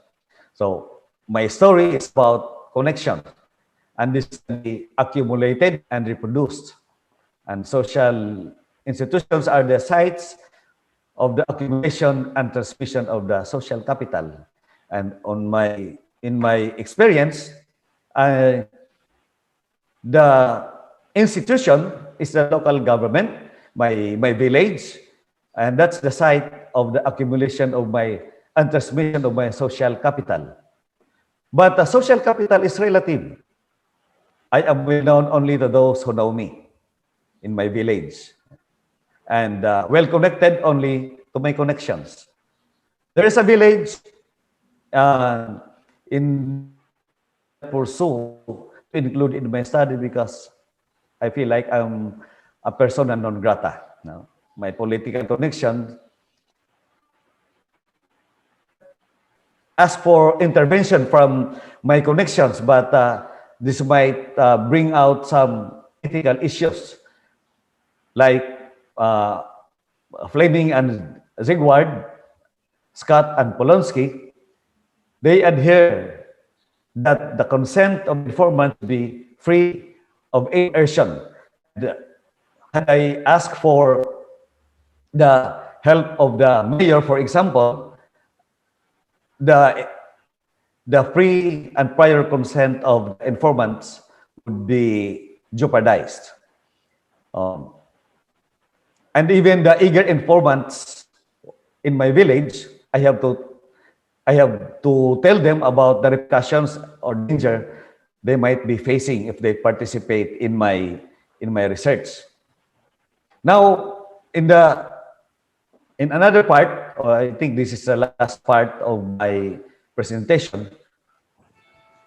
Foucault, 1975, traced the concept of control to the monastic community, which spread to the schools, workshops, and hospitals, in prisons. Teaching office of church, which is shared by the priest, holds tremendous powers in the power spectrum within the institution. Now, in our 16th general chapter, held in Rome way back in 2018, our General Superior reiterated that mission is a dialogue. Mission is Zion's God's mission, she said. Also in the Bible, we can see in John 1:14 that the Word made flesh and dwelt among us. It is a dialogue between God and the human beings. I have an experience this time with a fellow priest, fellow missionary, who made a comment about the Manobos. He said that the Manobos are fond of drinking, fond of relaxation, and look at their house, it's not well kept, It's made of perishable materials. It's not well built. And he said they should be educated. No? We should teach them about sanitation. We should teach them uh, to save and all those sorts of things. And I told him maybe we should be educated first about them. Maybe their house, their shanties or huts, that's the house they need because they don't intend to stay there forever. There are still remnants of hunting and gathering and nomadic system in their subconscious. And they said, no, we should educate them, educate them. Oh, so I told him about Eflan Dahukano's system or the different indigenous peoples community in the Philippines and typology, etc. And I told him about the Manobo. And he said that it should change. We should change them. And I just allowed him to continue this kind of mentality. But I protested. Now, in the power relations in the church, you can say that the power does not rest only in the church authority. The faithful, to some extent, holds power in them. Just like what Francois said. Father That, Jimmy, excuse me. yes, Can sir. you wrap up, Father Jimmy? Okay, sir. Okay, sir. Thank you very much, Father Jimmy. Okay. Okay. Now, let's go to Franz Boas' cultural diffusion. The local culture, he said, that would not just assimilate the foreign culture as it is. It involved modification of foreign culture by adding into it some elements of existing practices. And I have also an experience in one of my assignments about the Santo Entierro and the procession, the Station of the Cross. For the church, in the church teaching, Santo Entierro procession is about commemoration of the burial of Christ when his friends took him down from the cross and brought him to his burial. And the people in that place, in that village, had a different idea. They bring the Santo Entierro around the village to put to shame those who did not participate. Pagpapahiya dahil sa kanilang mga kasalanan at hindi pakikitungo sa mga gawain ng Kwaresma. So it got another aspect of meaning in their practice of that procession. And now, for me as a priest, as a manobo, and as a researcher, I can say that priestly ministry is enriched by anthropology. And my anthropological endeavor is enriched by my priestly ministry. As a priest, I embrace the cross, but as a manobo, I don't abandon my culture. In that ritual called tape hug, I have some reflections. The outline or the structure of the Mass have a striking similarity with that ritual. The panawag-tawag, the opening part of that ritual coincides with the beginning of the Mass, introductory part of the Mass. And there is also communication between the shaman and the spirits asking for forgiveness for the sins of his people. The same with the Mass. We say sorry at the beginning. There is act of contrition. There is also the liturgy of the word Also in the ritual, there is also kind of liturgy of the word. There is a verbal interaction between the shaman, the people, and the spirits. And the the last part, which is the liturgy of the Eucharist, where there is a communion, same with the ritual. There is also a communion, and at this time, it's really a banquet. It's an agape. The people taking part in eating of the offerings they gave to the spirits. And so I can say that there is there is uh, there is already an element of Christ in the rituals of the Manobo, which had been practiced even before the coming of Christianity. So, in this note, I would end my presentation, and I thank you.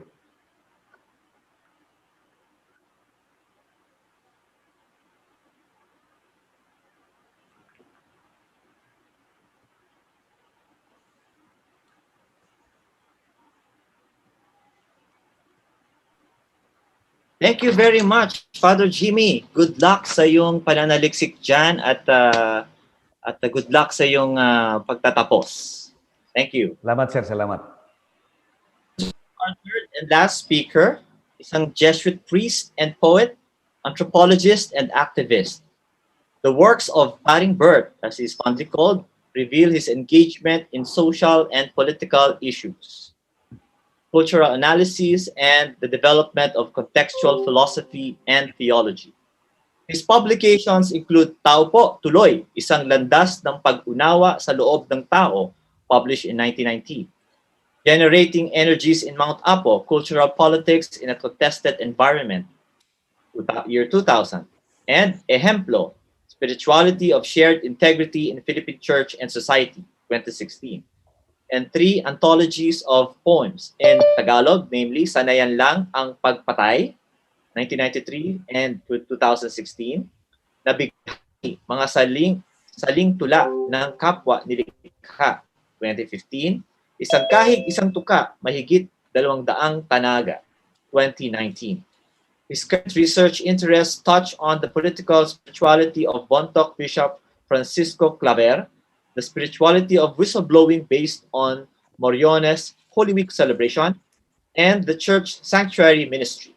He did his PhD anthropology at the University of London and is now a member of the faculty at the Department of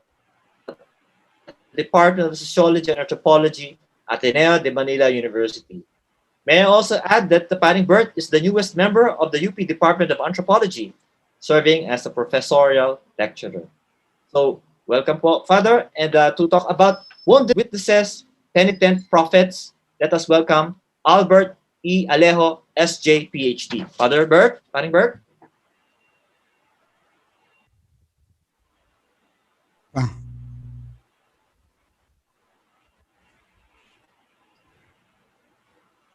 Hello.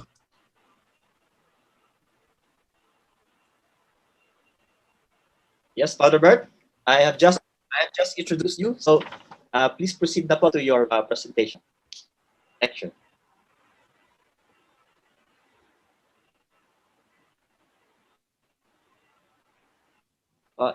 Father Jimmy, can you stop the sharing?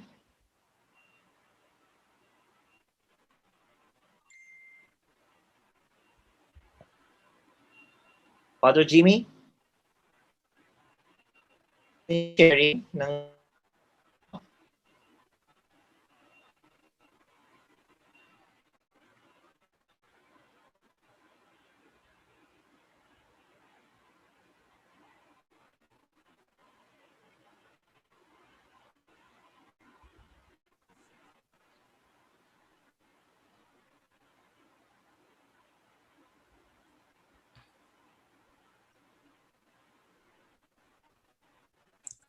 Please allow me to unmute. Okay.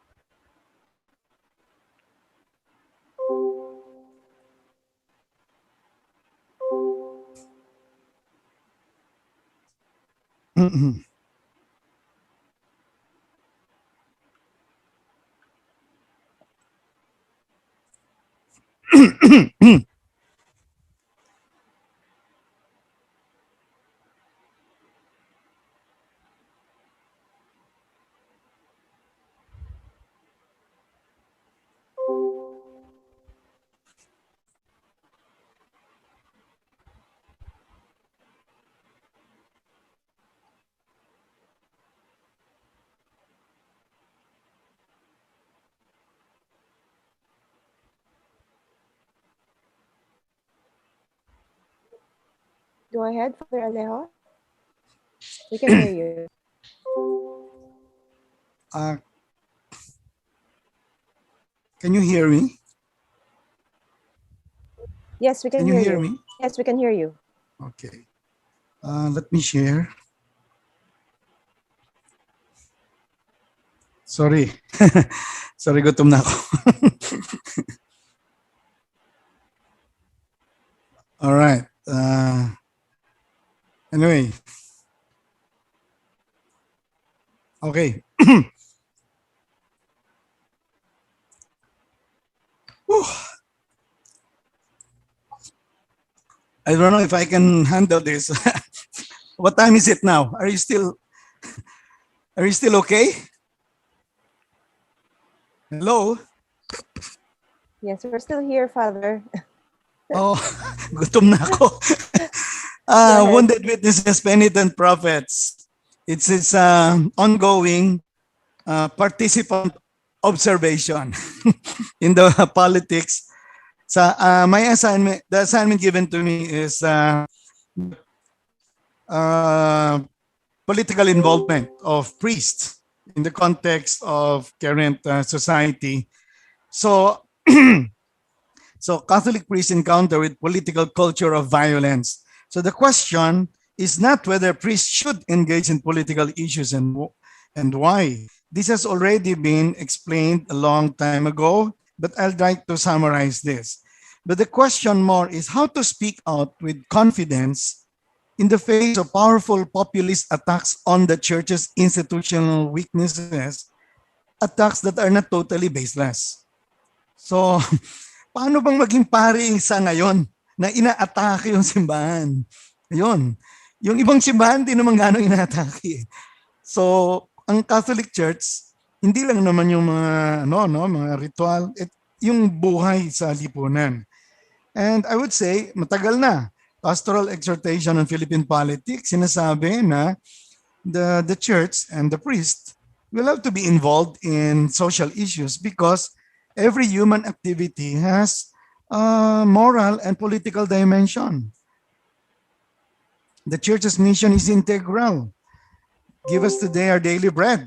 Our daily bread. So hindi lang yung heaven afterwards. Oo. Kaya nga importante yung hindi po pwede na mga pare walang pakialam.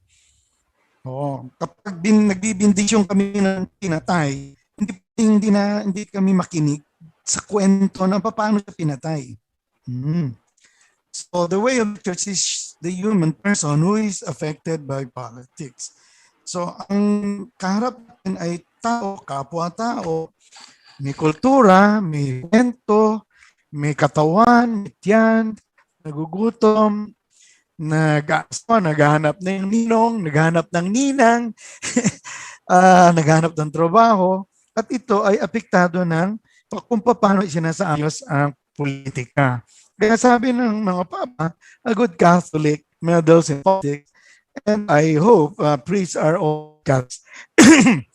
And ngayon, meron pang encyclical, Fratelli Tutti, na sabi dito sa encyclical, in the face of present-day attempts to eliminate or ignore others, may we prove capable of responding with a new vision of fraternity and social friendship that will not remain at the level of words, hindi lang teachings. Dito sa encyclical na to, gusto ko i-describe yung ilang slides dito kasi nga, it provides the vocabularies for looking at the situation. The situation here, chapter 1, describes the situation as local conflicts. Ang dami. Akala mo may United Nations na, magkakasundo na yung mga bansa. Hindi pa rin. Akala mo may decision na yung sa West Philippine Sea. Hindi pa rin. Nagigirian pa rin. Political repression. This is a word of the first chapter of Pope Francis. Sabi niya, this is the technique and tactic of the powerful. The best way to dominate and gain control over people is to spread despair and discouragement under the guise of peace, mga ganyan, ano? Tapos, employing a strategy of ridicule. Yung mamaliitin ka, pupulbusin ka, suspicion, relentless criticism. Tapos, the opposition, sabi niya, their share of truth and their values are rejected. So, yung mga nasa powerful daw, the powerful situation, they don't like opposition, they don't like critique. E pagka ganyan, there's no diversity of opinion and it's not healthy. Tapos, this is exposed more because of the pandemic. We realize that we are saved only as a whole. And dito lumilitaw yung mga ineptitude, corruption, and inefficiency. Tapos yung sinasabi nga na sa kultura na to, inuulit niya sa Laudato Si, throw away culture. Yung kulturang patapon-tapon at patapon. Ano yung mga tinatapon? Mga pagkain, pero kuminsan pati tao tinatapon. Human rights, many forms of injustice persist, fed by a profit-based economic model that does not hesitate to exploit, discard, and even kill human beings. So these are Catholic teachings, and it is part of a long tradition. And one way of suppressing the critique is shaming. Hihiyain ka, dudurugin ka, pupulbusin ka. Ayan. At kaya nga, sabi na, the question now is, what's ang pari ba, ritual specialist lang? Hindi eh. The Catholic priests encounter a political culture of violence. Nabanggit ko nga, paano kung pinapabindisyonan sa iyo yung patay? Okay. Pero kung tinanong mo, ano nangyari? Pinatay. At ang daming pinapatay. This is not just a question of cemeteries, but a question of death, but a question of murder and killings. So, and there are many different ways of killings. So I'd like to discuss this in the context of a kind of living ethnographic fieldwork where I am very much part as a priest. Nung dumalo si Pope Francis dito, 2015, just before the election. Sabi ni Tagle, huwag niyong kakalimutan yung mensahe niya. Anong first message ni Pope? Reject every form of corruption. And the poor is at the center of the gospel. The Pope mourned loss of lives and disaster. Mga ilan ba yan? Mga 3,000. Pero when the Pope left, there was a storm ahead. The Pope was cursed. Putang ina mo, Pope ka. Istorbo ka dito, nagdala ka lang ng traffic. But he was a last hope. Sabi niya, I don't care if you call me a killer because I tell you, I'll kill you. And from the very first day, there was a lot of killings already. And what can images like the Christ the King image do? No? Hindi yan pwedeng itago. From the first 7 months, 7,000. So that's 1,000 killings a month. Martial law had only 320 killings a year. And the patterns of killings followed the style of killings in Davao. No? So very clear. I was in Davao, it was Mindanao for many years, almost 20 years. Now talk about data. Sometimes it's hard to get the data because it's not just statistics, but stories and silences and looks and eyes and tears. And what's happening to, ano kayang impact nito sa mga bata? Lots of blood in the streets. Ngayon, nararanasan namin yung bilang pare. Sorry, sabi nila, sorry. This is part of concern for the whole of society, for the whole of culture, and sorry for individuals. And that's true. Killings, buti kung yung pandemic natapos na to, hindi po. Tuloy-tuloy pa rin, pero tamad ng maibalita ng media. Tapos dadagdagan pa ng death penalty and lowering the age of criminal responsibility. Talagang mabigat po, mabigat po. Buti kung pagpatay lang, pero pati sa mga prisoners, sino bang pumupunta doon sa mga bilibid, sa bilibid and chaplain, Jesuits? Sino bang dumadalaw doon sa mga bilangguan? Hindi naman siguro yung sociologist, anthropologist. Sana meron din, siyempre po, yung parang pinag-aaralan. Pero ako, kulang din ako dyan.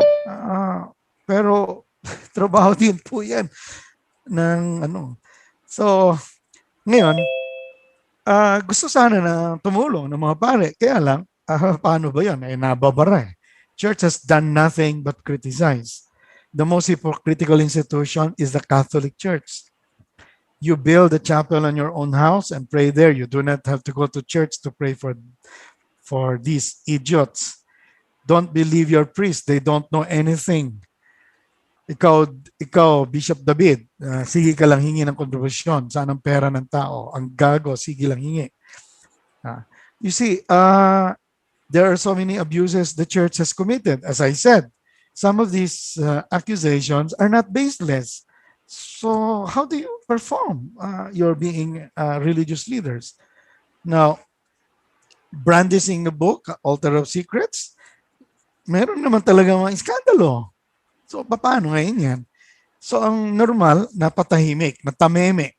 And so, some cultural and political analysts criticize the church for being silent, like Walden Bello. Even the Congressman Bolet Banal, sabi niya, when the issue was RH, reproductive health, there were many priests and sisters who would flock to Congress. But when, to defend the fertilized egg. But when the fertilized egg became a full human being, but the skulls are being crushed, where are the priests? Oo. Sabi, wala na bang ibang pwedeng gawin ng simbahan kundi magkalembang na magsindi ng kandila o magpakain? We need new prophets. Pero how do you live up to being a prophet in this kind of situation where the techniques of ridicule and diminution and disempowerment is hurled against you? Mahirap. This is a real test for church leaders. Kaya nga sabi ni isang bishop, sabi niya, Bishop Sok, mine is a silence of respect for those who consider us as enemies. But actually, we should not be seen as enemies. So right now, the priests are in a challenging situation. If in the face of violence and corruption, you become silent because you're afraid that you might also be exposed in a scandal, then you are criticized. If you speak out, then you are attacked. So, ang hirap. So, yung iba, sige na lang, magmisa-misa na lang, magdekorasyon na lang ng simbahan, pagandahin na lang natin yung altar. Mag-online masses tayo. So, slowly, ano naging mga responses? One is, yung iba, tahimik lang. Back to our pastoral approach. Baka naman pwedeng makipag-usap.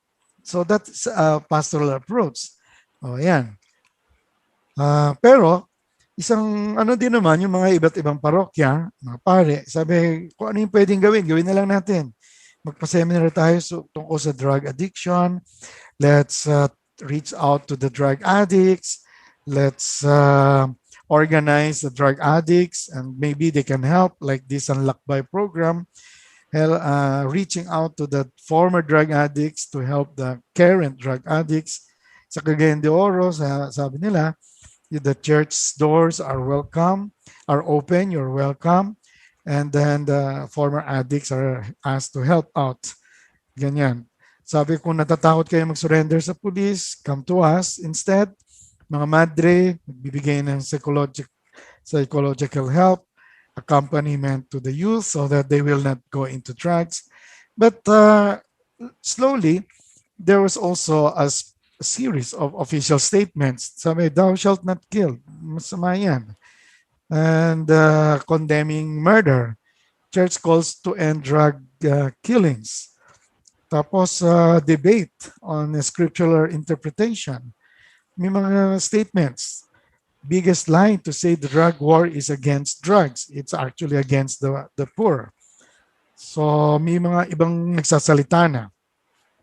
At dito sa mga fake news, yung Catholic Bishops Conference, meron din silang listahan ng mga sources of fake news. Tapos may mga panawagan na wake up and then lament. Hanggang kailan tayo magtitiis? Oh. Ngayon, yung iba naman nagsasabi, bakit kaya nagkakaganito? Siguro dahil nga yung church ang may karapatan o may kakayahan na mag-criticize at kailangang i-suppress ito. And it's a whole culture, hindi lang to political pressure. It's a whole development of language, symbols, of media, and exposures, etc. Yung iba naman, pumasok na sa pastoral and symbolic expressions of protest. So, hindi lang nagagamit yung siyempre, yung mga ritual, magmimisa ka, ihatid mo doon sa libingan at papakwento mo sa mga magulang, mga kapatid, mga anak ng biktima na ikwento mo yung nangyari, mga nasaksiyan mo. Meron namang feeding doon sa mga katulad ng kay Father Flavi, a good friend of mine, yung mga liturgical events are very symbolic. Ito po ay mga pamilya to ng mga natokhang, no? Yung iba naman ay merong mga events na public at magmisa sa tabi ng kalsada, dasal at ayuno diyan sa mga tabi ng mga highway. At may mga panawagan, tigilan ng pagpatay, tigilan ng pag-utos pumatay. Kasi sa bawat pagpatay, merong pumapatay. Pag maraming namamatay, maraming pumapatay. Pag maraming pumapatay, meron ding mga nag-uutos, nagbabayad, nagdagantimpala sa mga pumapatay. So, it's a whole culture. Kaya nga yung iba, kumikilos din. Mga sisters, mga madre yan. Yung iba nagsasalita rin at kumisan, napapaalis din naman sila. Ano pa? Yung Catholic Church, hindi lang yan parokya, hindi lang yan misa. Merong mga eskwelahan, ano rin yung ginagawa? Pwede rin magkampanya na magmarcha-marcha. Medyo napigil lang to dahil sa pandemic.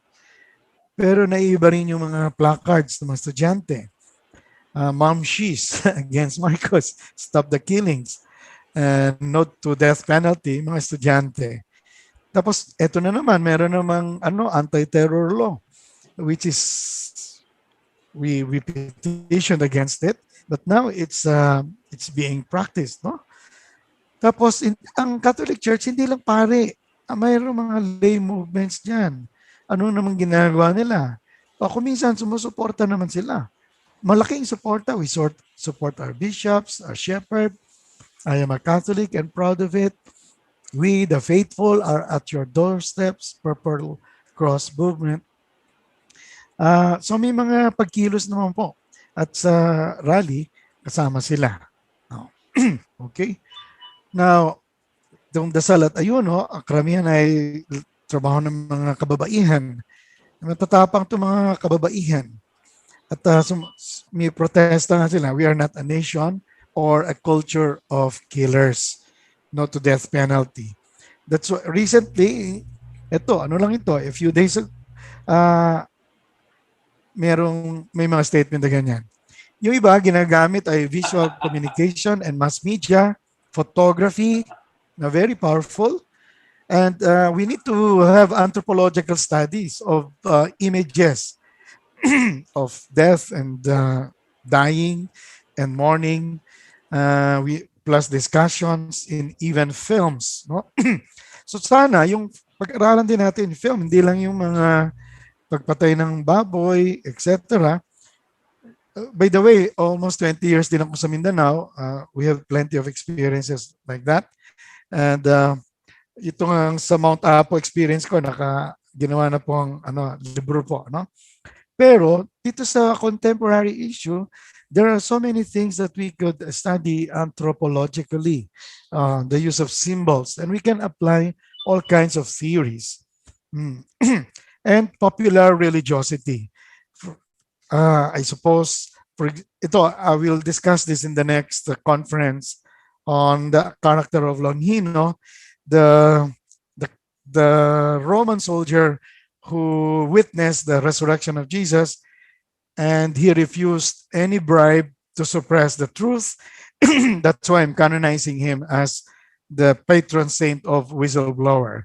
Ang pangalan niya si Longinos. Sa Passion, ngunit yaong si Longinos, kapitan timang loob, mantimay di nalamuyot, sa pangakot mga handog niyong mga Pariseos. So a study of popular religiosity as a source, a resource for political spirituality can also be beneficial and very productive. So where do we go now? sabi ni Bishop, I think between silence and protest, I think they have found a language.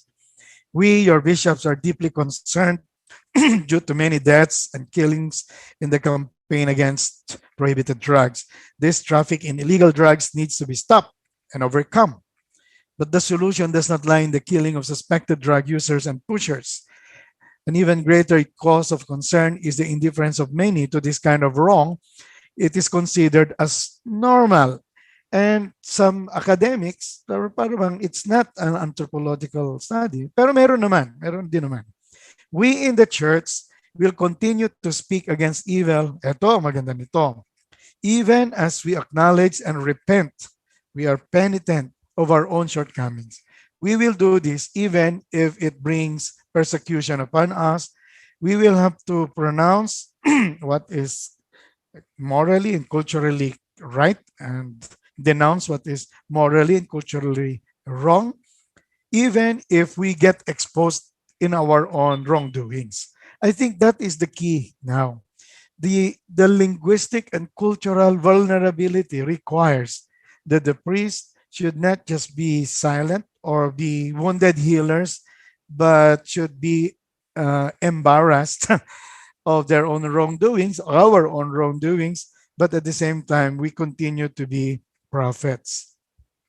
Kaya nga, meron ding mga ganyan, and I'm a kumbaga participant observer. May kaso po ako, at pero tuloy lang din ho. Yan. So sana hindi naman puro ganito ang mangyari, pero may kinalaman ito. It's not just about symbols and meanings, but it's about life and death. And it's about blood. It's about non-existence. And if you put in the meaning giving of religion, then you can find symbols and meanings operative in society. So this is the end of my presentation as wounded witness and penitent prophet. Thank you very much.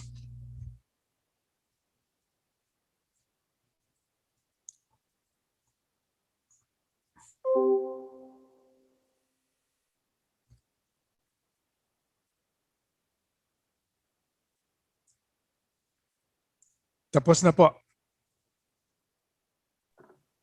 Thank you very much, Paring Bert. And I hope you can stay for a little more, few more minutes para lang sa konting Q&A, maybe 5 minutes or so. Meanwhile, pwede ka namang mag-ano ng sandwich dyan kung ano meron dyan. So, Dr. Hector, i-go over na natin yung question, siguro. Doc Hector? Okay. We did. Take it Okay away, na. Doc Okay, Hector. okay.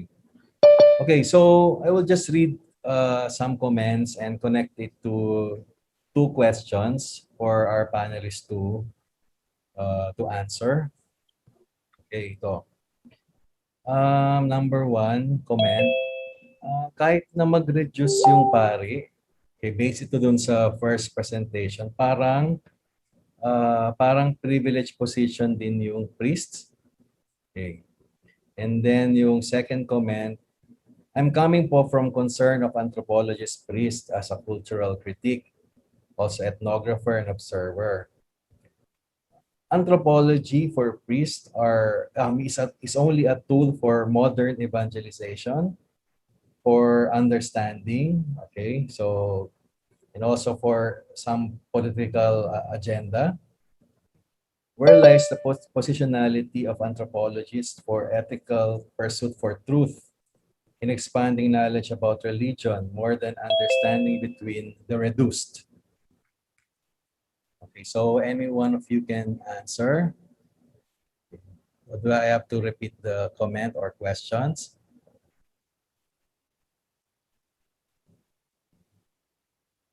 So parang ganon, even if you are reducing yourself, it's as if you are still in the privileged position. Okay, parang comment yun dun sa first. And then anthropology, the place of anthropology, is it only antecedent to your to modern evangelization and agenda of political agenda of the church?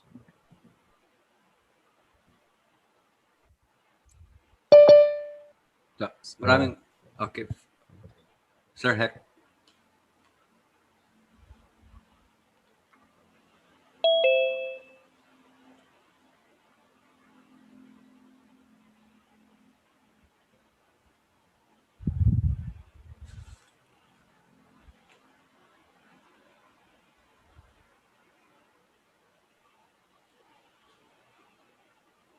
Go ahead, Father Pama. Hello. Okay, thank you very much.